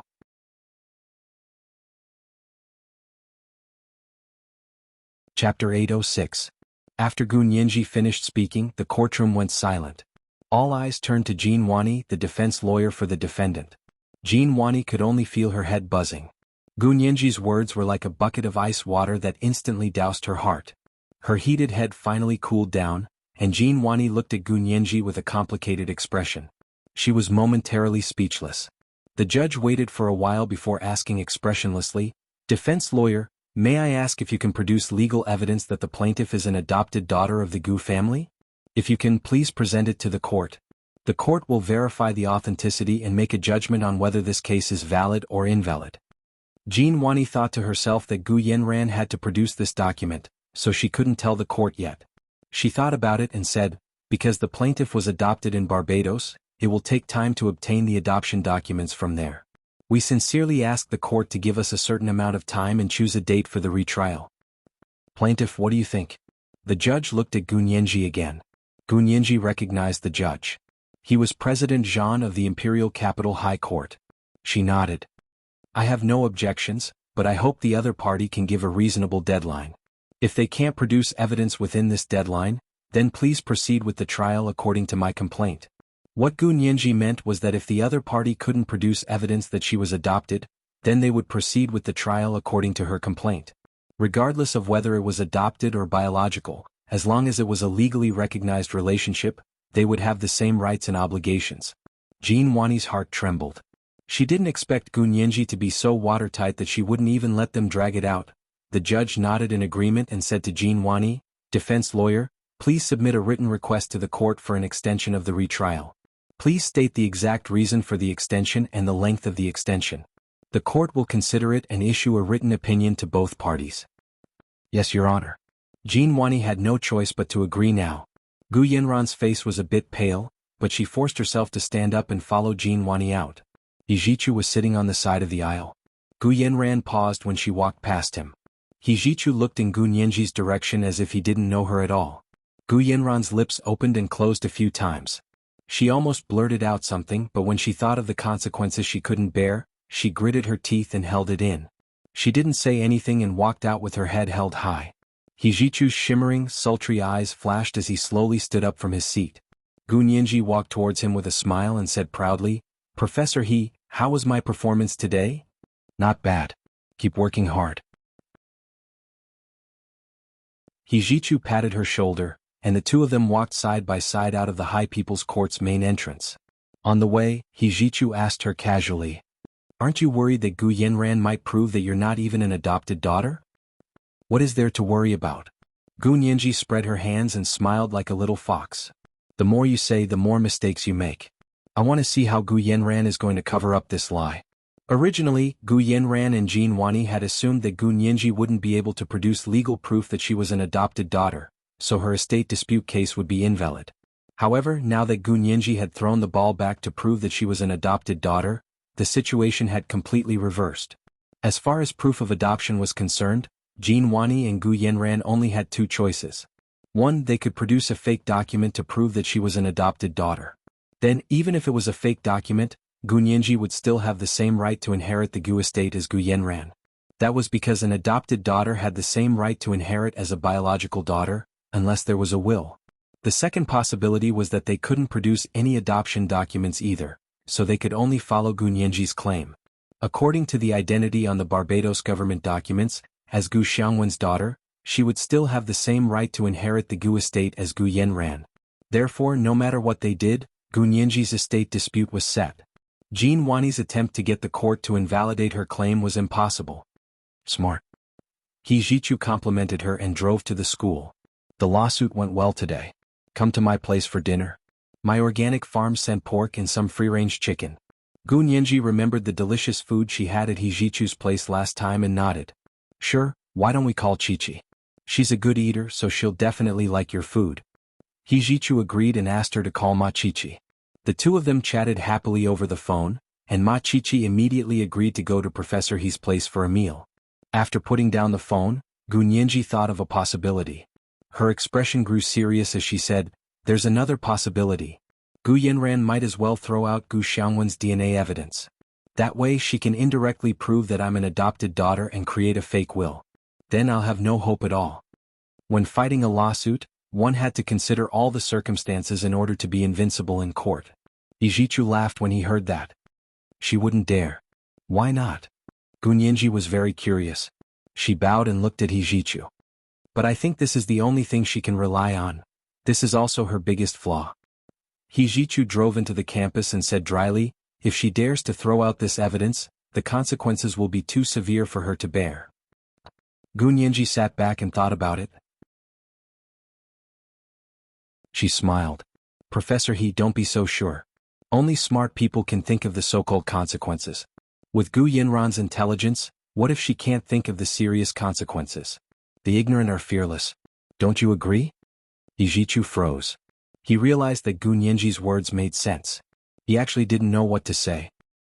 "So I still have to be prepared," Gu Nianji muttered to herself. She closed her eyes and began to calculate the various reactions the other party would make and how she would respond. Ma Chi-Chi ended the call with Gu Nianji and packed her things to go to Hijichu's building for lunch. Just then Yin Shixiang called. "Chi-Chi, what are you doing?" Ma Chi-Chi heard Yin Shixiang's voice and was very happy. "Brother Xiong. Long time no see. What have you been up to?" Yin Shixiang looked at the pigsty that he had cleaned and the fat pigs that were snorting after eating their fill. He smiled bitterly and said, "Of course I'm busy with work. What about you? What have you been doing recently? Are you free this weekend?" Ma Chi-Chi held her phone in one hand and reached for her bag with the other. "I was just about to go to Professor He's place with Nianji for lunch. Professor He has an organic farm and I heard they gave him organic pork today. It's delicious." Yin Shixiang smelled the stench as soon as he heard pork. He turned to look at the pigsty and shook his head. "Okay, Chi-Chi, I'm going to work now. Talk to you later." He hung up and began to clean the pigsty that had been dirted again. When Zhao Liangzi came to find him, he almost fell over from the stench. "Big Xiong, oh Big Xiong, you're like a tiger that fell to the plains and got bullied by pigs." Zhao Liangzi laughed so hard he fell over. Yin Shixiang turned to see it was Zhao Liangzi and his eyes lit up. He dropped the tools in his hands and rushed over. "Little Zhe, did Huo Xiao send you to find me? Can I go back now?" Go. Go away. Look at how stinky you are. Go back and wash yourself 7 or 8 times. When the stench is gone, go see Huaxiao. Zhao Liangzi relayed Huaxiaoheng's order. The bosses are all in the conference room. They have important instructions to pass on today. It was the third night watch. Today was the third night watch, asking for monthly votes and recommendation votes. It was Monday, especially recommendation votes. P.S. Today is the last day of the fan festival. Remind everyone to vote for the Legend of Camel. Also see if you can get a Camel Alliance fan title. Thank you.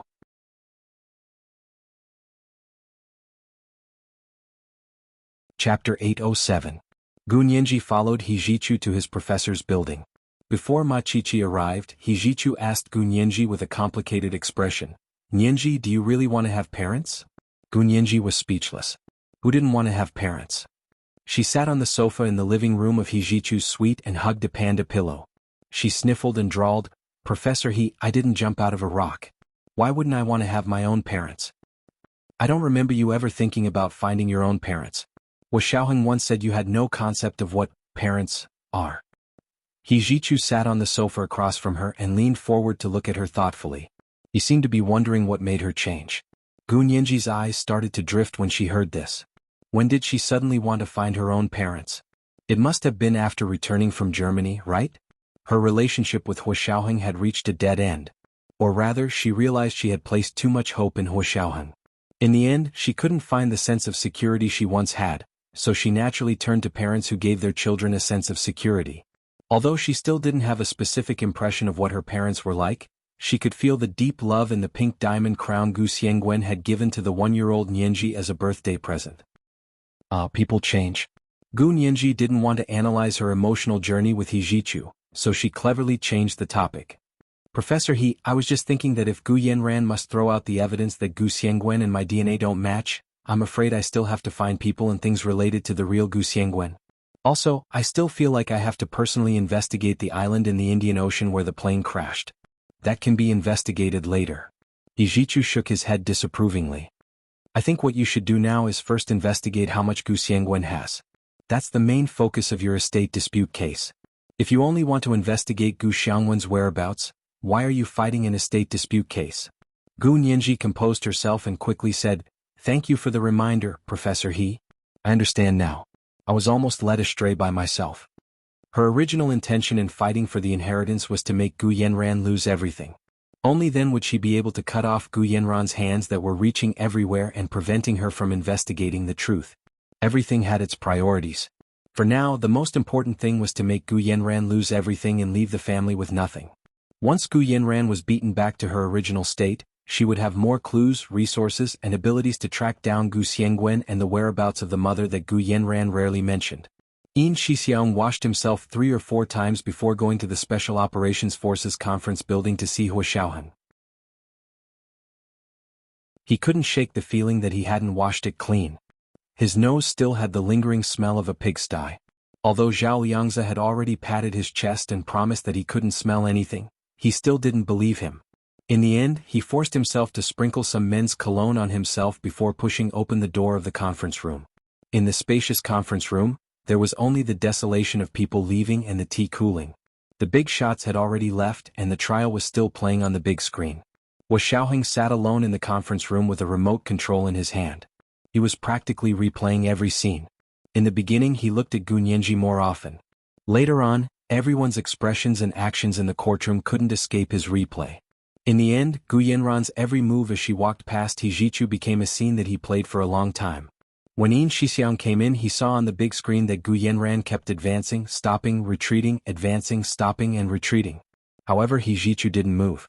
He didn't even move his eyes. He sat upright in his chair and looked ahead with an indifferent expression. His gaze was only focused on Gu Nianji. Yin Shixiang walked over awkwardly and saluted Huaxiaoheng. "Reporting to Chief, Lieutenant Colonel Yin Shixiang reporting for duty." Huaxiaoheng didn't even turn his head. He only raised his hand and waved. "Sit." Yin Shixiang quickly sat down on the chair diagonally behind Huaxiaoheng.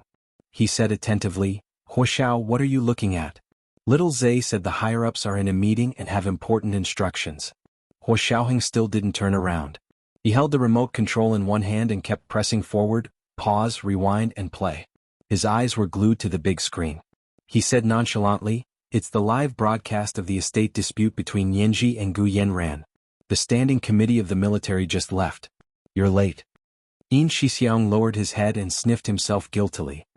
I took a shower just now. Sorry for the delay. Hua Xiaoheng smelled the faint fragrance coming from Yin Shixiang's direction. He smiled and pointed at the big screen with the remote control. Did you see anything? Yin Shixiang nodded quickly. You replayed it so many times. Even a blind person could see it. Yeah, what did you see? Gu Yanran seemed to have something to say to He Zhichu, but he ignored her. She forced herself to swallow her anger. Look at her throat. It's so obvious when she swallowed. Also, her hands were shaking the whole time. She even clenched her fists. Yin Shixiang was good at reading people's expressions. He even noticed things that Hua Xiaoheng didn't notice, such as the slight swallowing movement in Gu Yanran's throat. This movement was very subtle. It wasn't as obvious as Yin Shixiang said. Hua Xiaoheng's personal secretaries all had their own irreplaceable skills. He nodded approvingly. That makes sense. It wasn't a waste for me to call you back from the pigsty. As soon as he said pigsty, Yin Shixiang immediately stood up with a flushed face. He stood straight in a military posture. Reporting to Chief, Lieutenant Colonel Yin Shixiang has returned from the kitchen. The report will be written soon. End of report. The last time Hua Xiaoheng asked him to represent the officers at the grassroots level, he threw him to the kitchen to feed the pigs. It really tormented Yin Shixiang. Hua Xiaoheng grunted and said calmly, Don't be emotional. It's for your own good. Reporting to Chief, I'm not emotional. Yin Shixiang quickly showed his determination. This wasn't the time to be angry. How could he be angry? As soon as he thought of those fat pigs and their pigsty, he lost all his anger. Hua Xiaoheng rested his elbow on the conference table. He clenched his fist and rested the back of his hand on his chin. He looked at the video of the trial and said slowly, This case concerns Gu Xiangwen's fate. It's very important to us. Yin Shixiang finally understood. He dragged a chair to Hua Xiaoheng's side and looked at the documents in his hands. He whispered in confusion, Didn't you discover that there's something wrong with this Gu Xiangwen? The Special Operations Forces Intelligence Analysis Department wasn't easy to deal with. From Gu Yanran's style of doing things, they could analyze that her identity as a Missy might be a lie. Therefore, they also had suspicions about the identity of Gu Xiangwen, who had the same DNA as her. For now, it doesn't matter if there's something wrong with this Gu Xiangwen anymore. What's important is how much money he has and how he's going to split it. Hua Xiaoheng's voice faded. He looked at the screen that continued to replay the live video of the trial. He remained silent and tapped his fingers on the table. His expression didn't change much. But we can't give up on finding Gu Xiangwen's whereabouts. The Standing Committee of the military has instructed us to do everything we can to find the real Gu Xiangwen's whereabouts. We don't have to expose this imposter for now. We can just leave it here as a cover to attract the attention of other countries. Yin Shixiang thought about it and understood. He whispered, Then do we have any clues? Hua Xiaoheng didn't say anything else.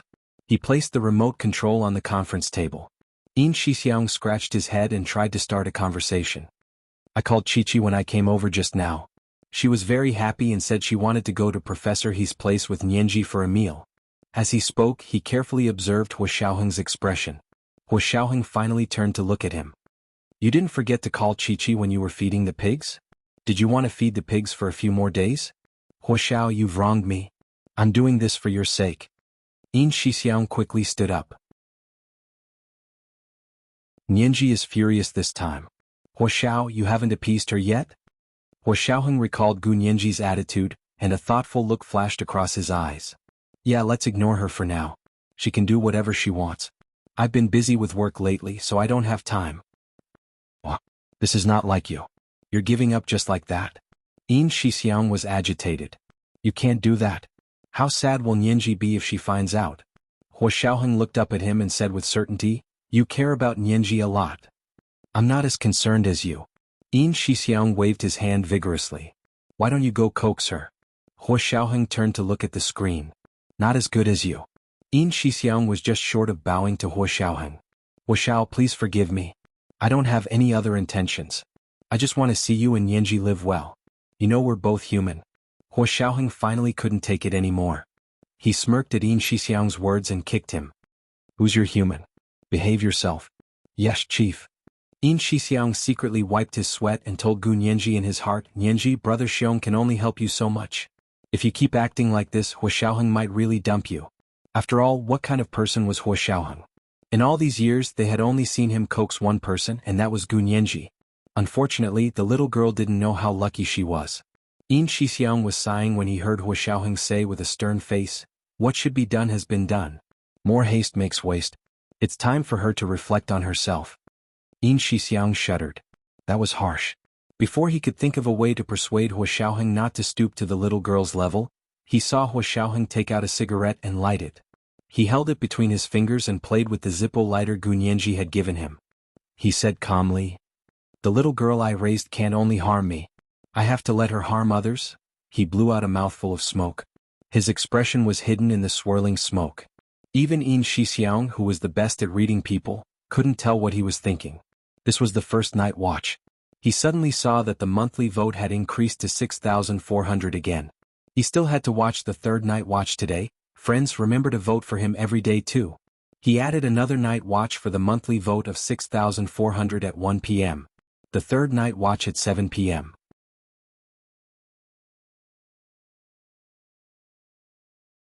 Chapter 808. At lunchtime, Ma Qiqi finally arrived at He Zhichu's suite in the professor's building. Gu Nianji opened the door for her and smiled. Qiqi, you came just in time. The food just arrived and it's piping hot. Ma Qiqi sniffed and her eyes lit up. She said intoxicatedly, this smell is amazing. Did Professor He make it? I didn't expect Professor He to be such a good cook. Gu Nianji snickered. Professor He's cooking skills are on par with mine. Qiqi, will you praise me? Ma Qiqi was speechless. Then who made this? Didn't you say it was pork and chicken from Professor He's organic farm? Ma Qiqi was curious and looked at Gu Nianji suspiciously. You didn't really make it, did you? Of course not. It's a chef from Professor He's farm. Gu Nianji smiled and let her in. The two of them went to the dining room together. They saw 4 simple dishes and 1 soup on the rectangular dining table. There was a plate of home-style stir-fried pork with chili, a bowl of braised pork with syrup, a plate of brown and green garlic twice-cooked pork, and a plate of acorn tofu. In the middle was a large soup pot of goji berries and ginseng stewed chicken. They looked like ordinary home-style dishes, but the aroma was surprisingly tempting. Ma Qiqi immediately felt her taste buds swell. She quickly sat down with Gu Nianji and asked curiously, these are all vegetables and meat from Professor He's organic farm? He Zhichu nodded slightly. They're all home-style dishes. Nianji ordered them. He glanced at Gu Nianji and didn't comment on her taste. Gu Nianji giggled and picked up her chopsticks to say to Ma Qiqi, Qiqi, try some. I've always believed that true culinary skills are demonstrated in home-style dishes. Everyone knows that abalone, ginseng, shark's maw is good food, so it's not surprising that it's delicious. But it's not easy to make simple home-style dishes taste like exotic delicacies. Keep bragging. Even if these home-style dishes are delicious, they're just home-style dishes. Ma Qiqi argued with Gu Nianji as she casually picked up a piece of stir-fried chili pork with the serving chopsticks and put it in her bowl. When she put the stir-fried meat with a few strands of green chili peppers into her mouth, the meat aroma that made her taste buds extremely comfortable immediately made her squint her eyes. She almost meowed like a cat that had eaten a good fish. It's delicious, isn't it? Gu Nianji smiled as she picked up a piece of stir-fried pork with chili peppers with her chopsticks. I won't lie to my beloved subject. Bah. Ma Qiqi glared at Gu Nianji. I've eaten all over the country, but your dishes are only ranked first. What are you showing off for? Ah, as long as you like it. Gu Nianji made a face at her, and the two of them ate happily. He Zhichu looked at the dishes and didn't have much of an appetite at first, but when he saw the two of them eating so happily, he also took a bite with his chopsticks. He Zhichu chewed slowly and allowed his taste buds to adapt to the aroma of the food. He couldn't help but eat another bowl of rice. After lunch the three of them were a little lazy. Gu Nianji managed to overcome her laziness and went to the kitchen to make 3 cups of cappuccino. Ma Qiqi sipped the cappuccino as she chatted with Gu Nianji. Nianji, when I came, Brother Xiong just happened to call and asked what I was doing. I said I wanted to come to Professor He's for a free meal, but he immediately hung up. It seemed like he was very busy. Gu Nianji blew on the hot cappuccino and looked down as she replied, oh, but didn't ask what he was busy with. She also intentionally reminded Ma Qiqi. Brother Xiong and his colleagues work like that. They get busy when they say they're busy. They didn't mean to hang up on you. Oh, I see. Ma Chichi nodded without fully understanding and blushed. Brother Xiong isn't usually like that. He hasn't been in contact much lately, so I thought, you're thinking too much. Brother Xiong isn't that kind of person. Gu Nianji said seriously to reassure Ma Chichi. Yijichu snickered and shook his head. He got up quietly. You guys talk. I'll go check my email. Gu Nianji also wanted to go back, so she gave Ma Chichi a look and said to Yijichu, Professor He, please continue with your work. We'll go back first. With Ma Chichi there, Yijichu couldn't just ask Gu Nianji to stay, so he could only nod. Go back and prepare well. You can look for me if you have any difficulties. Oh, thank you, Professor He. Gu Nianji replied crisply and left Yijichu's building with Ma Chichi. They chatted and laughed along the way. When they arrived at their own dorm, Ma Chichi suddenly tugged on Gu Nianji's sleeve and whispered, There's a man who's been following us for a long time. Gu Nianji had also noticed him since coming out of Yijichu's building. However, unlike Ma Chichi, Gu Nianji recognized the man. He was Yi Xian, Gu Yanran's little wolf dog. Yi Xian didn't say anything. He only followed them at a moderate pace, so Gu Nianji didn't say anything. Anyway, it was noon, and they were walking on the campus's main road. There were students and staff coming and going, so even if Yi Xian wanted to do something bad, he wouldn't be that stupid. Was he tired of living to do something bad in front of so many people? Also, Gu Nianji wasn't completely defenseless. She had a bottle of pepper spray, a small extendable electric baton, and a sharp knife in her bag. If possible, she really wanted to bring a gun. Of course, it was just a thought. The Wuxia Empire prohibited guns, so it would be illegal for her to bring a gun with her. She didn't expect Yi Xian to follow them all the way to the female graduate students' dorm. Gu Nianji said to Ma Chichi, You go up first. Are you okay? Ma Chichi looked at Gu Nianji worriedly, then looked at the tall man standing under the tree in front of the building. The man had two thick black eyebrows, deep eye sockets, a high nose bridge and thin lips. He had the appearance of a typical mixed-race person, and he was a particularly handsome mixed-race person. He didn't look like a bad person, but there was something wrong with his gaze. He stared straight at Gu Nianji like he wanted to see through her heart, liver, spleen, lungs, and kidneys. Gu Nianji shook her head. I know him. You go up first. She paused, then said, If I'm not back in half an hour, call my phone. Okay. Ma Chichi agreed readily and went back to the dorm alone. Gu Nianji walked to the tree in front of the dorm and looked at Yi Xian. She said calmly, Mr. Yi Xian, Gu Yanran isn't here. You've come to the wrong place. Yi Xian stared at her with a conflicted expression on his face. With both hands in his trouser pockets, he subconsciously stomped on the ground with one foot and very stiffly called out her name, Gu Nianji? Yes, you're here for me? Gu Nianji's hands were also casually in her coat pockets. Her eyes flickered as she said disdainfully, What's the meaning of sneaking around behind us? Yi Xian looked down awkwardly. When he looked up again, his dark hair fell across his forehead, making his deep-set eyes look even more mesmerizing. There was an indescribable attraction in his amber eyes. However, Gu Nianji didn't really appreciate his hesitant way of speaking. Birds of a feather flocked together. After spending so much time with Gu Yanran, Yi Xian had also been infected with the same womanly habits. In Gu Nianji's eyes, Yi Xian was the same kind of person as Gu Yanran. Okay, if you have something to say, then say it. If not, please leave our school and stop following me. Otherwise, I'll call the police. Gu Nianji took out her phone and waved it. I'm very busy. I don't have time to play riddles with you. Yi Xian's emotions were so complicated that he couldn't put them into words. He didn't even know how he got through the past few days. He was muddle-headed, just like a walking corpse. When he thought about how he might have gotten the wrong person, and not only did he not keep his promise to Uncle Gu to stay by her side for the rest of his life, take care of her and protect her, but instead conspired with a liar to repeatedly harm her, Yi Xian felt like his insides were burning. He wanted to stab himself a few times. Gu Nianji saw that Yi Xian still had his head down and didn't speak. She also felt annoyed and said dryly, Okay, then I'm going up. She turned to leave. Yi Xian finally reached out and grabbed her arm. He begged, Don't go. I have something to tell you. Gu Nianji looked back with a cold expression and looked at his hand holding her arm. Let go. Yi Xian could only let go and said, Gu Nianji, I really have something to tell you. You really don't remember me? Gu Nianji shook her head in amusement. Yi Xian, is there something wrong with you? Or did Gu Yanran send you to be a lobbyist? I'm telling you there's no need. Go back and tell her that I'm going to fight this lawsuit. I'm also going to fight for the family assets. I'll say it again. Tell her to wash her neck and wait for me to skin her. Yi Xian frowned. You're going to fight for the family assets with her. Do you know how much Uncle Gu left behind? I don't know. That's why I have to fight this lawsuit. Gun Yinji spread her hands. Of course, it's impossible to make her spit it out herself, so I have to go to court.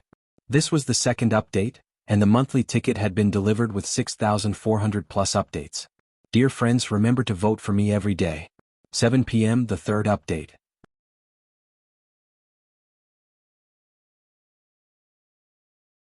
Chapter 809.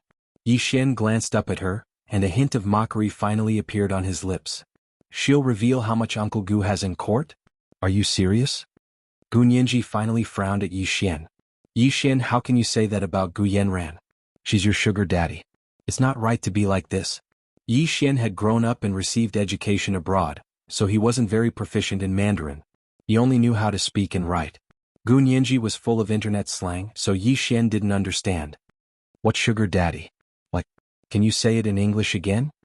Gun Yinji was speechless. She raised her chin arrogantly. Sorry, my English isn't good. I can only speak Mandarin. Yi Xian chuckled. Yeah, even if your English isn't good, you can still use English to fight a lawsuit in Germany. Gun Yinji, you're indeed a bit like Gu Yanran said. You lie as soon as you open your mouth. Gun Yinji hated hearing people say good things about Gu Yanran, especially when it involved insulting her. She hated hearing it even more. She turned to leave without another word. This time she walked so quickly and was on guard against Yi Xian grabbing her arm. By the time Yi Xian regained his senses, Gun Yinji was already a few steps away. He practically jogged to catch up to her and said, Gun Yinji, don't be so angry. Listen to me, I really have something to say to you. Gun Yinji said impatiently, you've already been blabbering for a long time. Also, I'm a liar. What do you have to say to someone like me? Hurry up and go back to your master. Don't piss me off or I'll call the police to arrest you. Yi Xian was tall and had long legs. Coupled with his jogging, he finally caught up to Gun Yinji and stopped her. He said somewhat awkwardly, Gun Yinji, let's talk. Let's go to your school Starbucks, okay? Gun Yinji squinted at him. Yi Xian, do you really have something to talk to me about? You're not here to plead for Gu Yanran? I've never even spoken to you before. How can I plead for Gu Yanran? Yi Xian's frown deepened. Don't misunderstand me. Gun Yinji was speechless. You know what you've done. It's hard not to misunderstand. To be honest, Gun Yinji was also quite curious about Yi Xian's intentions for coming. Otherwise, she wouldn't have dealt with him for so long. Furthermore, she could sense that Yi Xian's attitude was indeed very different from before. Yi Xian, who used to be by Gu Yanran's side, saw Gun Yinji as a stranger. He would only listen to Gu Yanran. But now, when he looked at Gun Yinji, there was a hint of warmth in his eyes. He wasn't as cold and impatient as before. Furthermore, Yi Xian was one of Gu Yanran's confidants. If she could get some information from him, it would be helpful for her to prepare for the lawsuit. Gun Yinji followed Yi Xian to the Starbucks near the dorm building. It was afternoon and there were very few people in Starbucks. A few employees sat together and gossiped, covering their mouths and laughing. Raising his head, he saw a man and a woman walking in. A female shop assistant immediately walked over and asked politely, May I know what you would like to order? Gun Yinji had just had a cappuccino at Hijichu's place, so she didn't really want coffee. But since they were here to talk, they had to order something to eat and drink. Gun Yinji said, I'll have a hazelnut cake, the kind without sugar. Yi Xian ordered a Colombian black coffee. The coffee and cake were quickly served. The two of them sat by the window. There was no one around, so it was the perfect place to talk. Yi Xian stirred his coffee with a small spoon and looked down. Gun Yinji, you really don't remember me? Gun Yinji looked up and rolled her eyes. Yi Xian, when do you mean? It was a while ago. Yes, I remember you. You were always by Gu Yanran's side. Not a while ago, but many years ago. Yi Xian looked up at her, but he couldn't see any trace of the blurry image in his memory from her face. He used to think that the blurry image was Gu Yanran's appearance, but now he could only say that it was his wishful thinking. But was this Gun Yinji that little girl from back then? Many years ago? Gun Yinji frowned. How long is that? For example, more than 10 years ago? Yi Xian asked tentatively. Can you swim? Yes, my swimming skills are pretty good. Gun Yinji remembered how she had entered and exited the blue hole several times to save Hua Xiaoheng and Zhao Liangzi. She smiled. I can also save people from the sea. Do you think I can swim? Oh, you remember? Yi Xian's gloomy face lit up. 11 years ago you saved me in the sea. Gu Nianji was speechless. Brother, aren't you overthinking it? 11 years ago? She was only 8 years old. Of course, Gu Nianji didn't remember what happened when she was 8, but she looked at Yi Xian and asked, "How old are you?" "What do you mean?" Yi Xian didn't understand such genteel words at all. "I mean how old you are. I was only 8 years old 11 years ago. How could I have saved a grown man like you?" Gu Nianji impatiently propped her chin on her hand and looked out the window. "Spit it out if you have something to say. I'm really busy and have classes in the afternoon. I'm only 3 years older than you. I'm 22 years old this year. 11 years ago I accidentally fell into the sea and was saved by you."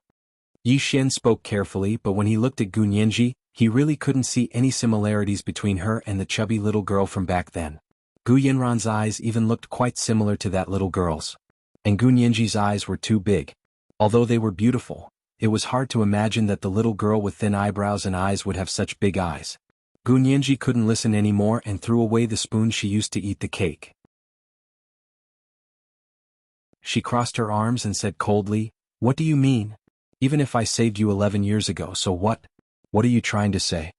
Yi Xian was lost in his memories. He looked at the black coffee in front of him and murmured, "You saved me, but you became seriously ill yourself. Uncle Gu didn't let me see you.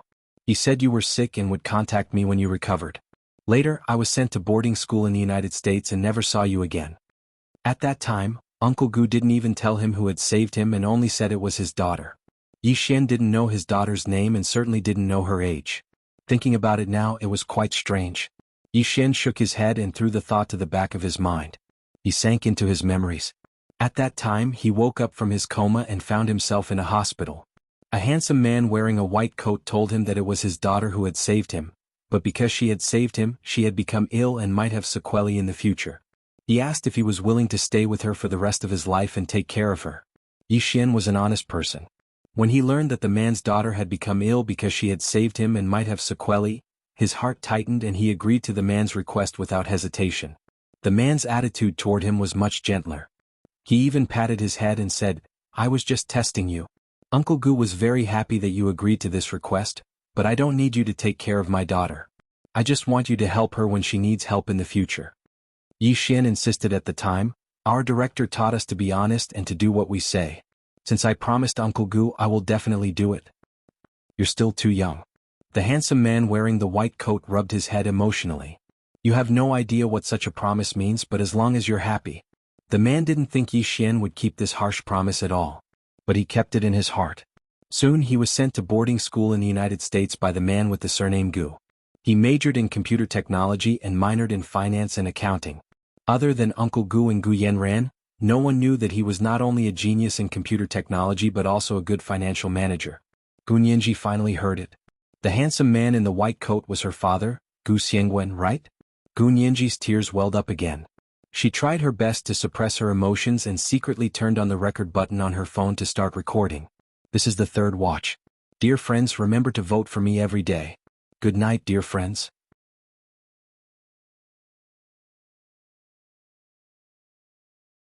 Chapter 8:10.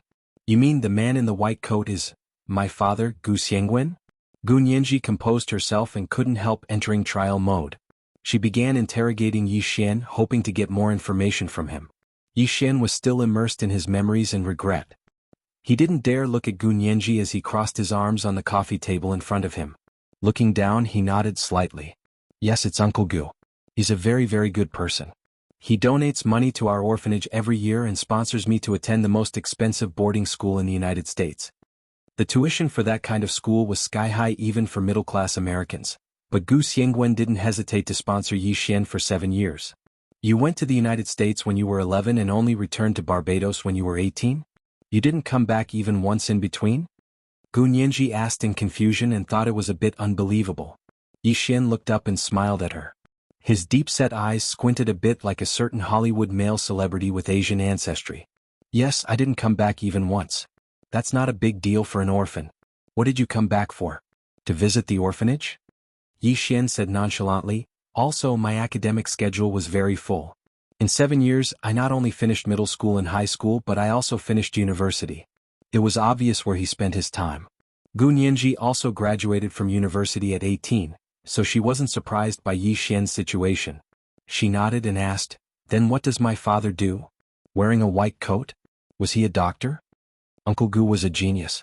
Everyone called me a genius when I was young, but I knew I couldn't even compare to one of Uncle Gu's toes. Uncle Gu began his MD and PhD studies at the age of 16. Others would take 8 years to complete, but he finished it in 3. After that, he worked as a resident doctor for 2 years and became interested in physics. He applied for a PhD in physics from the top-ranked MIT at the age of 20 and graduated in only 3 years. After he got his PhD in physics, he went to Harvard University to get his PhD in biology. He was only 27 when he received all 3 PhDs from world-class universities. Yi Xian's face was full of admiration when he talked about Gu Xiangwen. His eyes almost sparkled. Gu Nianji also became more excited as she listened. This kind of scholar was the same as her. She was even more certain that she was Gu Xiangwen's biological daughter. How could Gu Yanran be Gu Xiangwen's biological daughter? Don't let her dream too beautifully. Gu Nianji couldn't help but laugh. My father is so amazing, but why did Gu Yanran go to a butler school? Yi Xian froze. Gu Yanran studied at a butler school? Yeah, you don't know? If you don't believe me, you can ask her yourself. Gu Nianji spread her palms. She didn't want to waste time on irrelevant people, so she changed the topic and asked excitedly, "Then what kind of person is my father?" I've always heard you say that he's very capable, that he's very good at studying, and that he has many inventions and patents. But what kind of person is he? Do you have a picture of him? Gu Nianji had a strong desire to see what her father looked like. There was no need to mention the person in a vegetative state on the hospital bed. Gu Nianji was now 100% sure that that person wasn't her father, Gu Xiangwen. However, she had used different methods to search for Gu Xiangwen, as well as Kevin Ku. She knew that he had published many papers in academic journals, but none of the journals had published his picture. Gu Nianji had never seen a person who had achieved so much and yet managed to hide it so well. Why was that? Gu Nianji couldn't understand. She looked at Yi Xian eagerly, wanting to get more information about Gu Xiangwen from him. She didn't want to know only the dry labels attached to him, such as a scholar, a great inventor, or an invisible tycoon. Yi Xian stared at Gu Nianji's large, bright eyes. Her eyes were so dark they shone like the brilliant night sky. He only needed to reach out and grasp them, and he would be able to grasp a handful of starlight. The adoration and childish admiration on her face infected Yi Xian, and his voice involuntarily softened. Uncle Gu is a very good person. He is gentle, generous, kind, and tolerant. I have never seen anyone better than him. He loves his daughter the most, and I have never seen a father who loves his daughter more than him. It's a pity. Yi Xian's mood quickly sank when he thought of the man on the hospital bed who had changed beyond recognition. He looked down and took out a wallet from his pocket. He took out a 4-inch photo from the compartment where he kept his driver's license. Uncle Gu doesn't like to take photos. This is the only photo I have with Uncle Gu. Gu Nianji's heart was about to jump out of her throat. She took the photo from Yi Xian with trembling hands. The first thing she noticed was that the photo had been taken with a disposable Polaroid camera. The photo paper was a bit old, but the quality was still good. The color hadn't faded, but the color wasn't very bright either. It couldn't be compared to the high-fidelity photo paper of today. As for the smiling man in the photo, Gu Nianji covered her mouth as tears flowed uncontrollably down her fair cheeks and dripped onto the photo. She quickly wiped them with a tissue and used her fingers to caress the tall man in the photo. He was wearing a light brown trench coat. His eyes weren't big, but they were very deep and black. His hair was thick and neatly combed.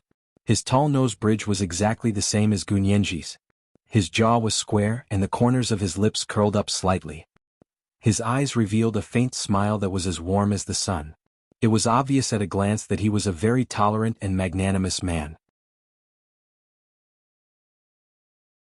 He rested one hand on the shoulder of the young boy beside him and smiled quietly at the camera. His smile was so infectious that Gu Nianji could turn her tears into a smile even through the photo paper. She wiped her tears with the back of her hand and reluctantly returned the photo to Yi Xian. Looking up, Yi Xian felt a sharp pain in his heart when he saw her teary eyes. He pushed the photo back and said, "This is a photo of your father. You can keep it." Yi Xian also carefully looked at Gu Nianji and discovered that although her eyes weren't like Gu Xiangwen's, her nose was exactly the same as Gu Xiangwen's. It was straight and elegant, but because Gu Nianji was a woman, she was more elegant. Gu Xiangwen was a man, so he was handsome and full of heroic spirit. Gu Nianji shook her head. This is a souvenir that my father left for you. How can I take it? But if you don't object, I'll retake it, okay? This photo was taken with a disposable camera, so there was no negative.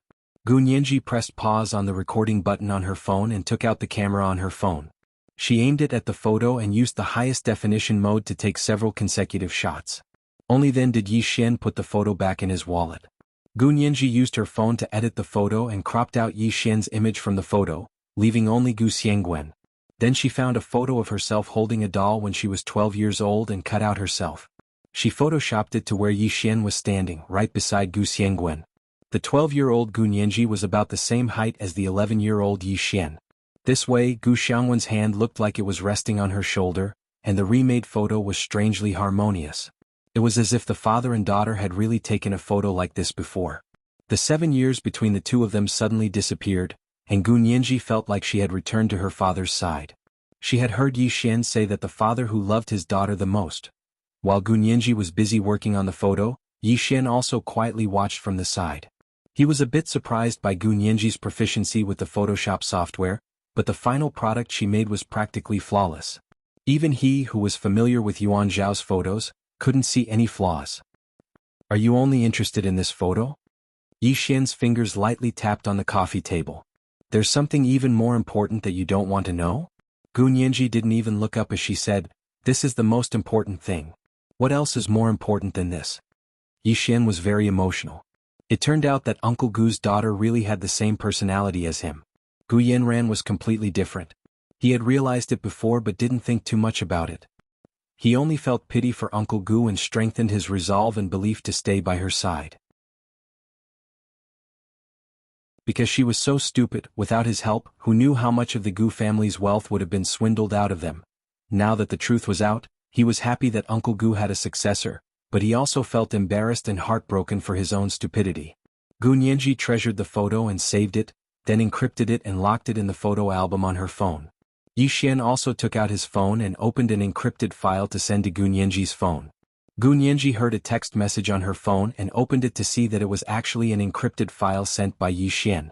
She couldn't help but ask in surprise, "How did you know my phone number?" Yi Xian looked down at the phone and said dryly, "Gu Yanran told me."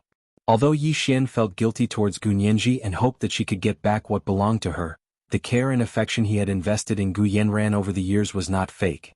He couldn't bring himself to betray her completely at once, so he still hid what Gu Yanran had done during Gu Nianji's trip to Germany. He knew that if he revealed this, Gu Nianji wouldn't just be fighting an inheritance lawsuit with Gu Yanran.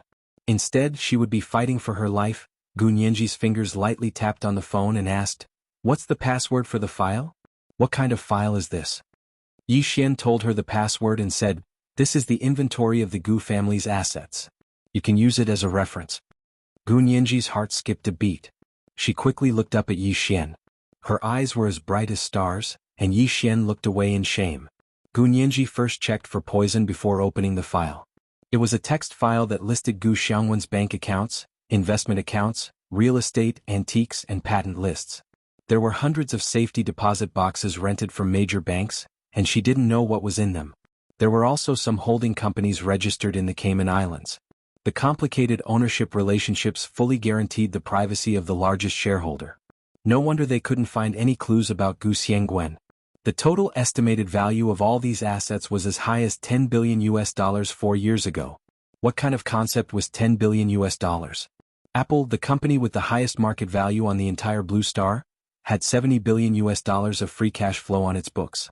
It was already more than the cash that the entire US government could freely use. Yet Gu Xiangwen was able to own 1/7 of Apple's liquid assets in just over 20 years on her own. It was truly astounding. However, Gu Yanran's generosity was also very shocking. In just 7 years, she had squandered or sold nearly $7 billion of assets. What kind of squandering speed was this? Gu Nianji felt her breathing quicken. She gripped her phone tightly as her mind quickly recalled all the past events related to Gu Yanran. She thought about how she couldn't even bear to donate to charity and wasn't afraid of losing face when she went back on her word. She thought about how she spent money for Prime Minister Tan and his wife to make up for the deficit, and the speed at which she sold all kinds of patents. Gu Nianji gradually understood. She angrily slammed the table. This be asterisk TC. She actually transferred the assets long ago. This was the first watch. There were 2 watches today. Dear friends, remember to vote for her every day. The second watch at 7 p.m. O intersection. O.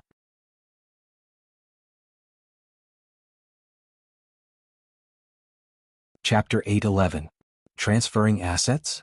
Yi Xian froze and looked down at the list on his phone. No way? How could you tell? He only thought Gu Yanran was stupid and might have lost more in the transaction. But transferring assets? That was impossible. Gu Nianji was prejudiced against Gu Yanran, so of course she thought about the worst. She carefully looked at the time of the assets being sold and had a sudden realization. In the past 7 years, the situation for the first 3 years was considered normal. The inflow of assets was greater than the outflow, and overall they earned more than they spent. The key turning point was 4 years ago. Starting 4 years ago, the outflow of assets under Gu Xiangwen's name was far greater than the inflow. They were sold, squandered, and donated large amounts to a charity organization called Angels on Earth.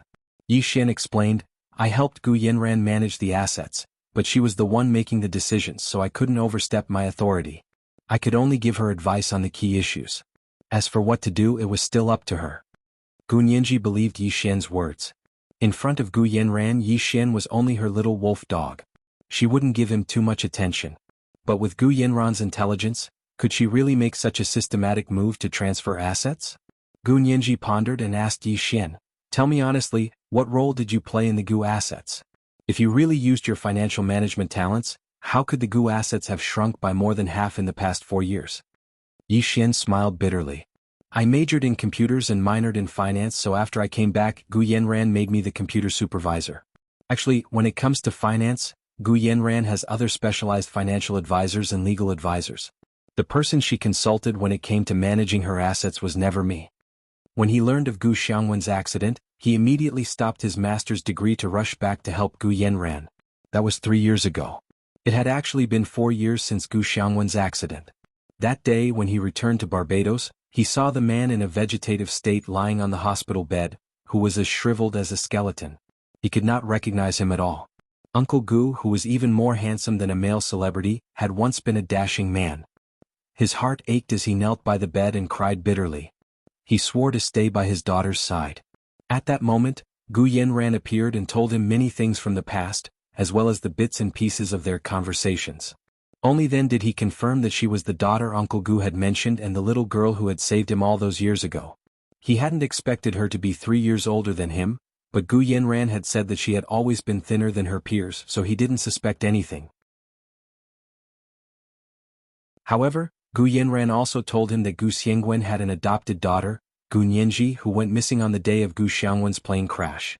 Yi Xian hadn't paid any attention to his adopted daughter, Gu Nianji. There was no reason for him to waste time on a foster daughter who had already disappeared. All along, Gu Xiangwen had only asked him to take care of his daughter. He had never mentioned that he had an adopted daughter. In Yi Xian's opinion, the daughter Gu Xiangwen mentioned must be his biological daughter. It should be Gu Yanran.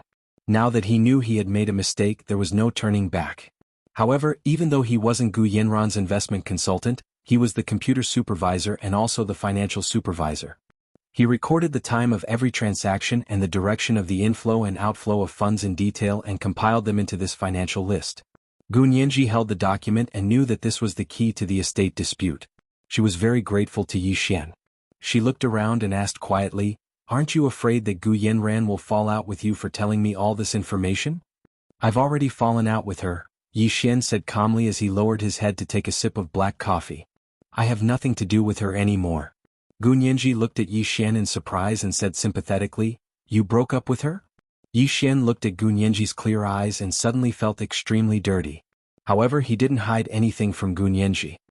His expression was wooden as he said dryly, "I was only one of her bedmates. There was no such thing as a breakup."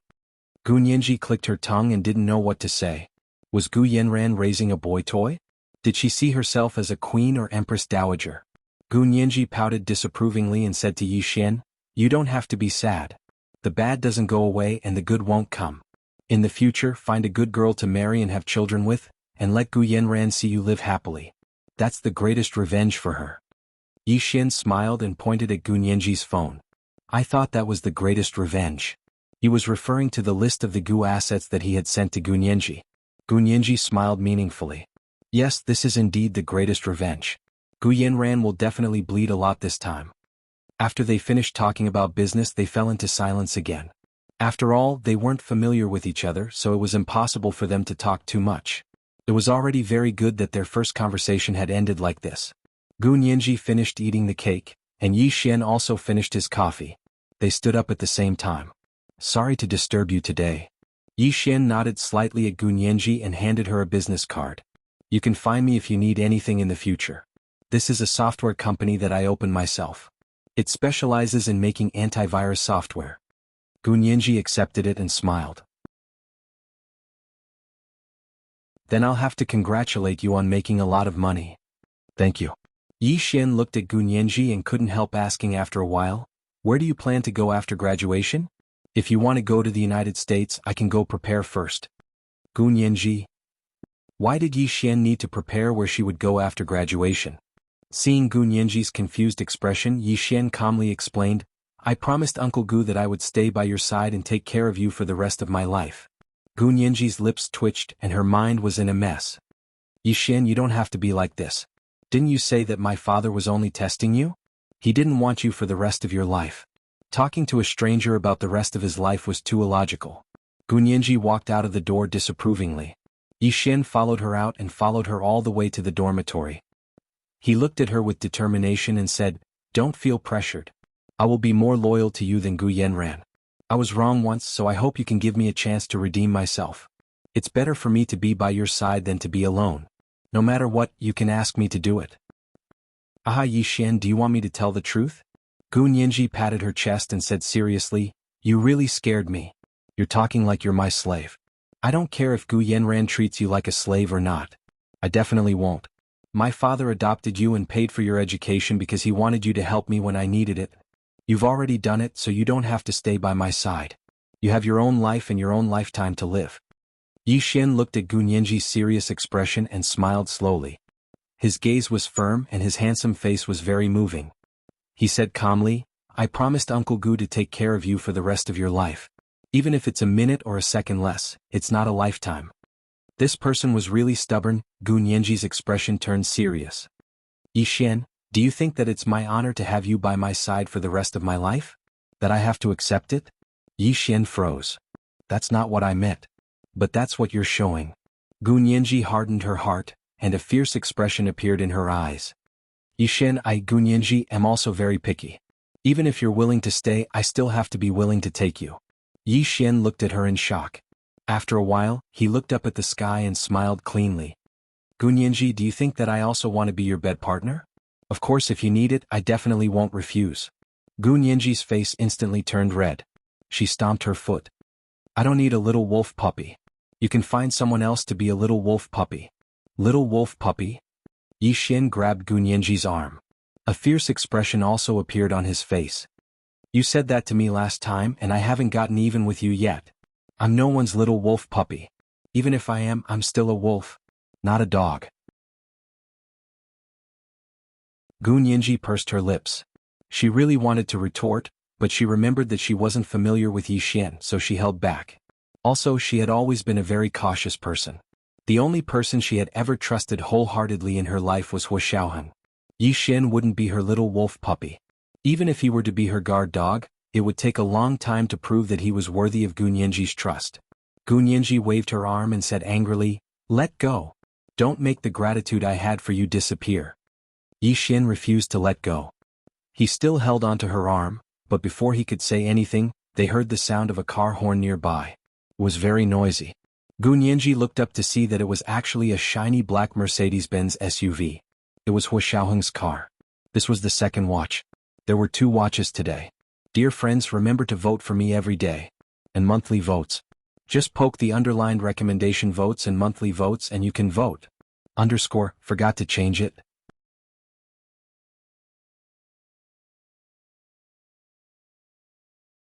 Chapter 8:12. Although no one got out of the car, the sound of the car horn was like a warning and a reminder.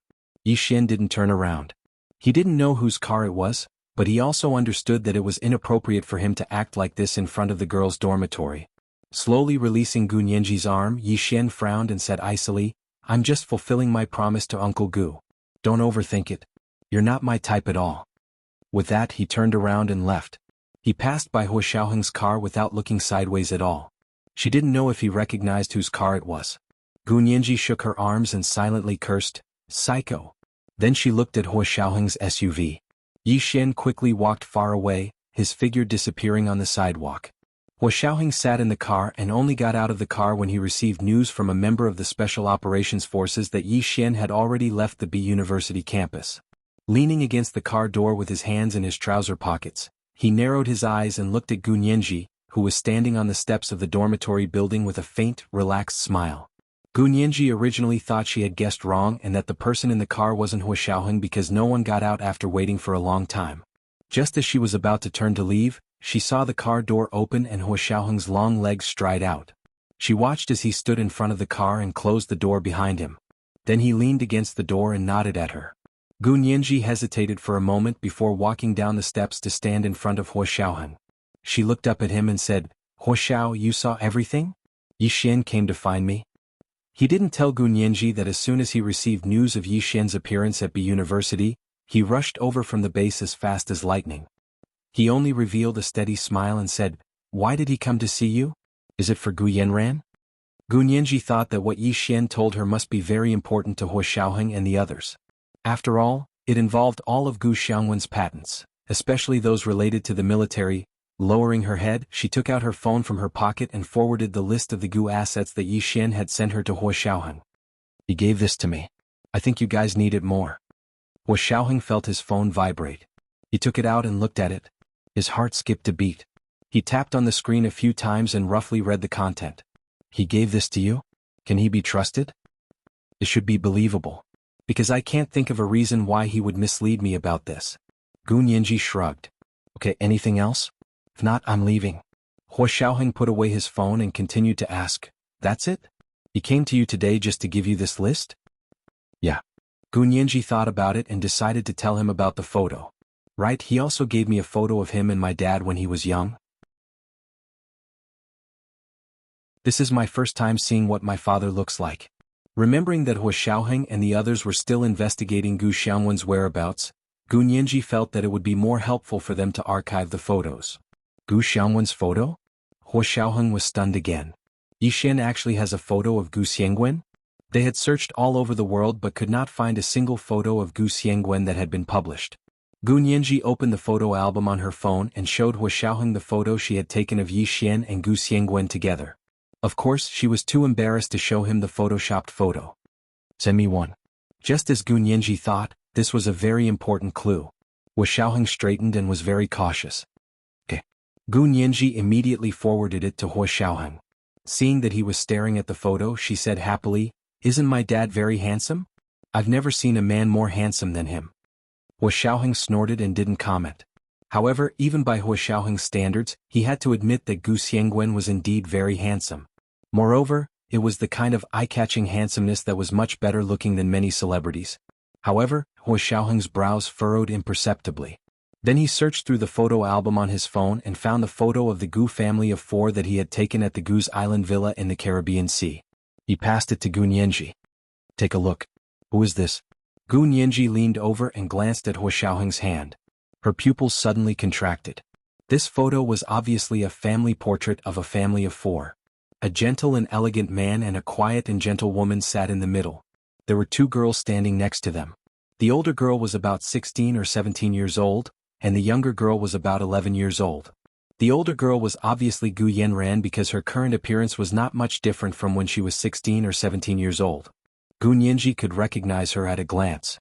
However, the younger girl was definitely herself from 7 years ago. The quiet and gentle woman sitting had a round face and slender eyes. They were the standard almond-shaped eyes and 2 curved eyebrows. She did look somewhat similar to Gu Nianji when she was young. Could this woman be her mother?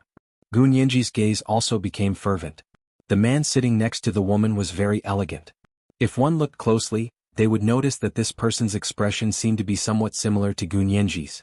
He seemed to be smiling even when he wasn't speaking, giving people the feeling of a spring breeze. Who is this man? Gu Nianji asked curiously. What about this woman? Could she be my mother? Hua Xiaoheng placed the photo on her phone next to the family portrait on his phone. He compared them and said, I originally thought that the man in this photo was your father, Gu Xiangwen, and the woman was your mother, Grace. Oh. How is that possible? My father is definitely not this person. That person is my father. Gu Nianji pointed at the handsome man in the photo with Yi Xian and said resolutely. To be honest, the man in the family portrait of 4 people was gentle and elegant. He was also quite good-looking. Of course, he wasn't as eye-catching as the man in the photo with Yi Xian. Gu Nianji was obsessed with voices, but she was even more obsessed with looks. She was used to looking at faces, so she was certain that the man in the photo with Yi Xian was her father, Gu Xiangwen. Hua Xiaoheng knew about this bad habit of hers, but he didn't think there was a need to correct it. She had higher standards, so he wouldn't have to worry too much. Because she refused to admit that the man in the family portrait of 4 people was her father, Gu Nianji also refused to admit that the woman was her mother. Although she didn't have any evidence and was only relying on her intuition. Hua Xiaoheng looked down and carefully compared the 2 photos. He didn't speak for a while. Gu Nianji was anxious. She was worried that Hua Xiaoheng would think that the man in the family portrait of 4 people was her father. She didn't care about being embarrassed and took out her photoshopped photo. Look, this person's nose is exactly the same as mine. From his appearance, this man should be my father as well.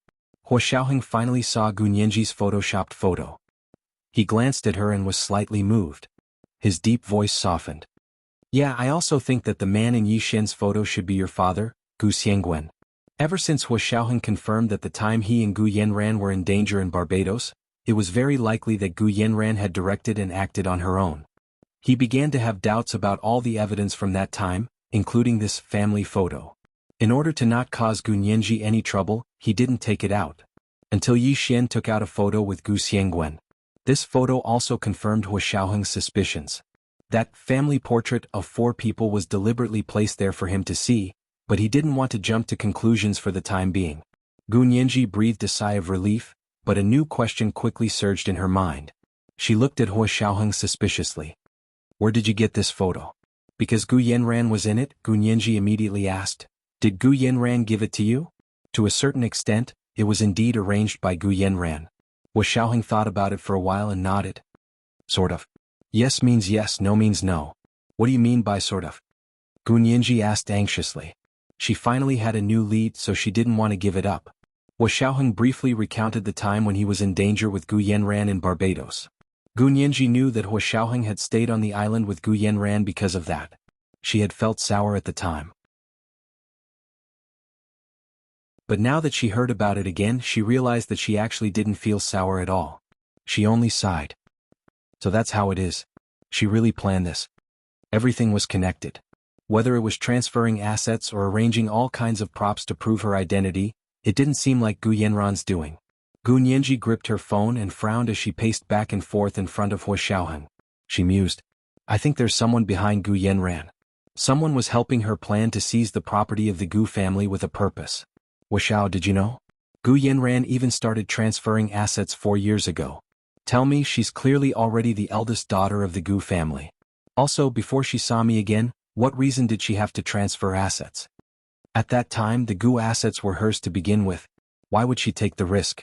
Hua Xiaoheng nodded and said honestly, I originally thought the person behind her was Yi Xian. But from the way Yi Xian came to confess to you today, Yi Xian doesn't seem like someone who could help Gu Yanran transfer the Gu assets. Yi Xian is very loyal to my father. He's protecting the Gu family, not someone from the Gu family. Gu Nianji understood this very well. It's a pity that he's been with Gu Yanran for so long. Gu Yanran has led him astray and reduced him to the position of a servant. I think that's definitely not my father's original intention of paying for his education. Looking at Gu Nianji's serious little face, Hua Xiaoheng's eyes became solemn. He said calmly, yeah, so does that mean he'll have to follow you from now on? You can help him correct his values. This was the first watch. With the pot lid on, it was still the second watch. Dear friends, remember to vote for me every day. The second watch at 7 p.m.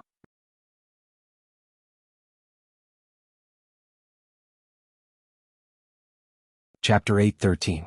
What do you mean follow me? I don't want a puppy. Gu Nianji pouted and looked nonchalant. Huo Xiaoheng raised his eyebrows in surprise and said sarcastically, "You want to raise a puppy? What great ambitions." Gu Nianji clenched her fists and was about to get angry but quickly calmed down. She gave a half smile and said, "You flatter me. When I plan to raise a puppy, I'll definitely let Mr. Huo know." Then she turned to leave. Huo Xiaoheng quickly grabbed her arm and leaned forward to whisper in her ear, "Mrs. Hua, even if you want to raise a puppy, you have to wait 3 years." Gu Nianji didn't look back. She grunted and said calmly, "I'll think about it." She broke free from Huo Xiaoheng's hand and quickly walked to the dorm elevator. Huo Xiaoheng looked down and lit a cigarette. He put it to his lips and took a puff. He crossed his arms and leaned against the car door, quietly watching Gu Nianji's back disappear into the elevator. There was a mysterious smile on his face as he quietly finished his cigarette in front of Gu Nianji's dorm before getting in the car and leaving. Gu Nianji returned to the dorm and didn't have much time to think about what Huo Xiaoheng had just said. Her attention was completely occupied by the photo and information Yi Xian had given her. She looked at the photoshopped photo all night until she was sure she had memorized the man's face. Only then did she put the photo into an encrypted photo album and lock it away.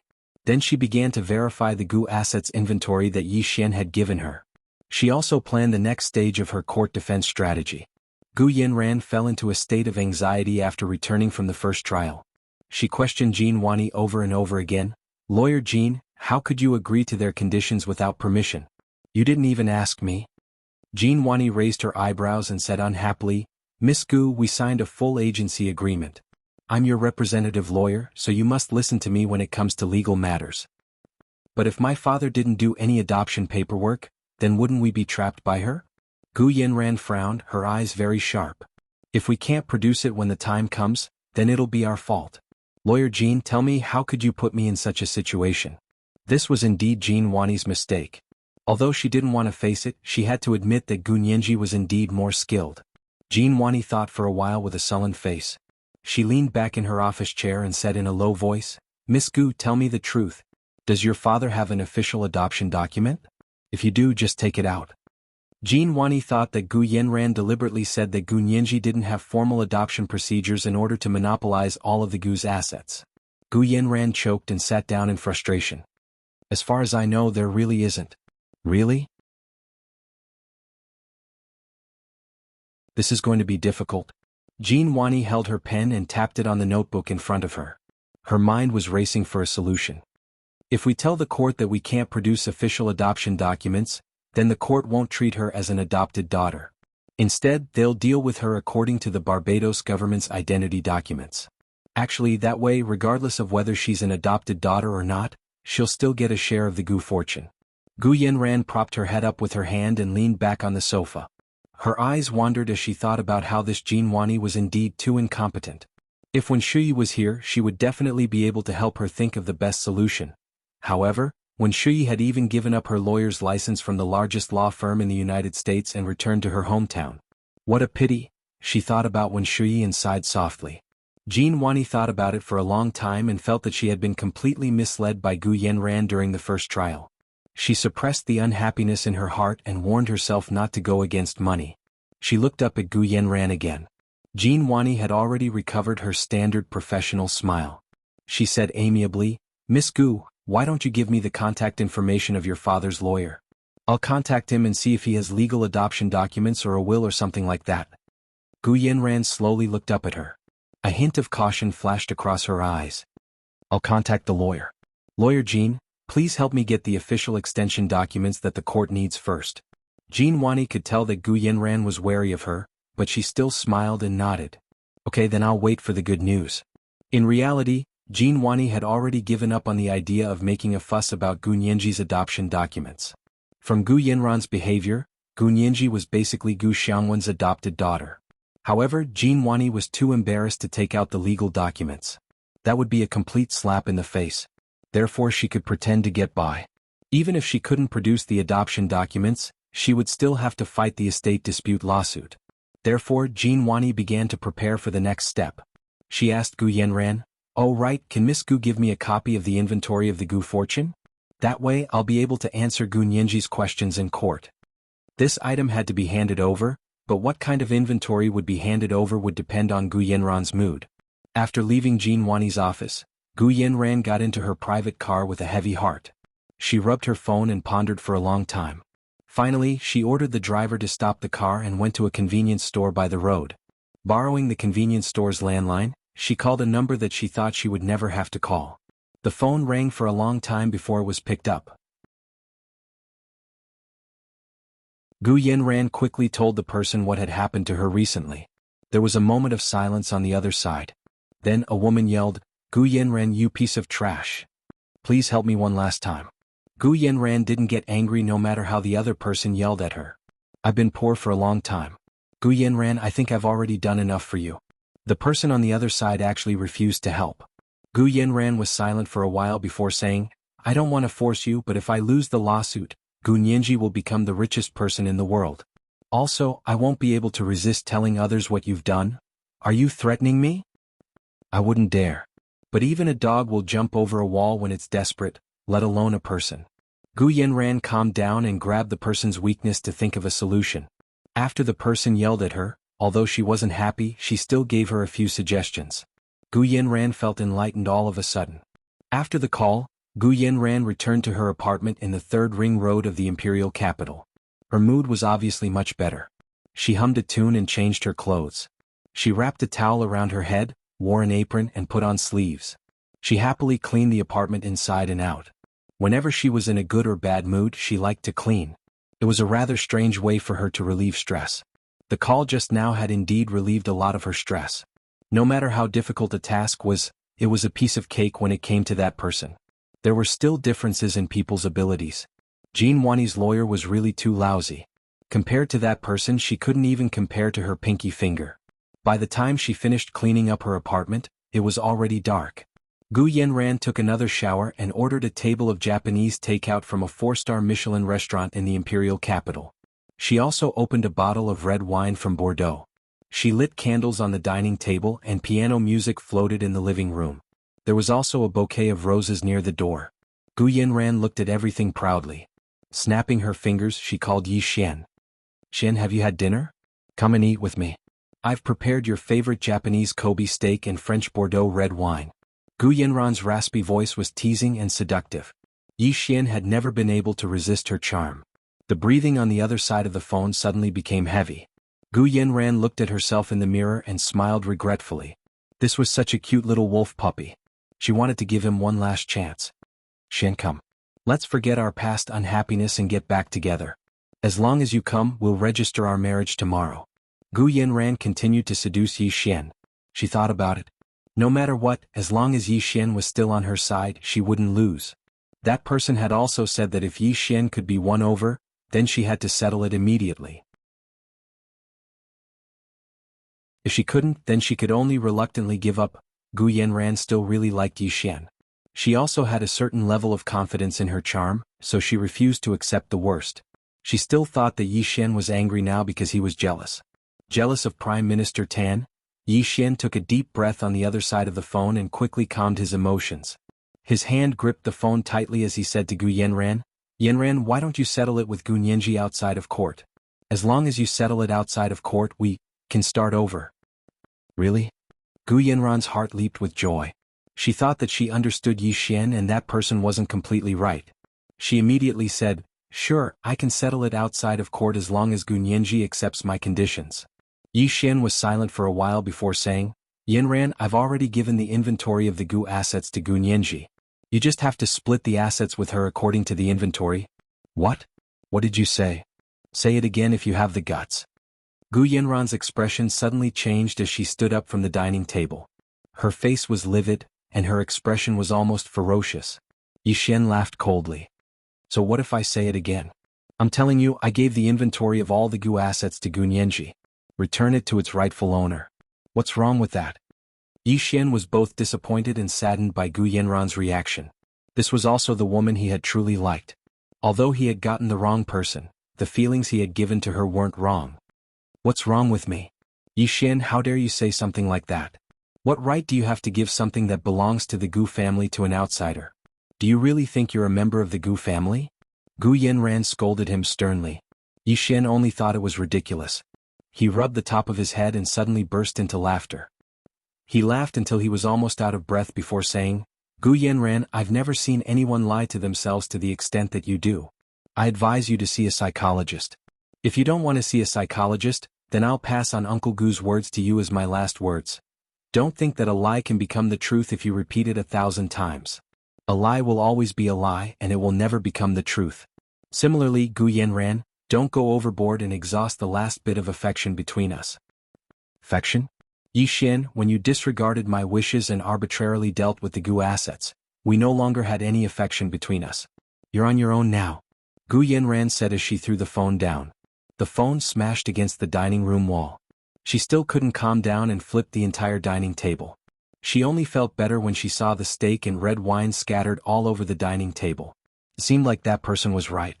If Yi Xin couldn't be on her side, then there was no need for him to stay. Because he knew too much about her. It was the second watch. Dear friends, remember to vote for me every day. What? Oh, __. Oh. You're tuning in to the Han Li's Wuxia Chronicles YouTube channel. We're so grateful for your support and don't forget to subscribe to join us on this incredible journey through captivating stories. Your generosity through donations truly makes a world of difference, as it's the primary source of revenue that allows me to expand and enhance this channel for you. Thank you from the bottom of my heart for being a part of this adventure.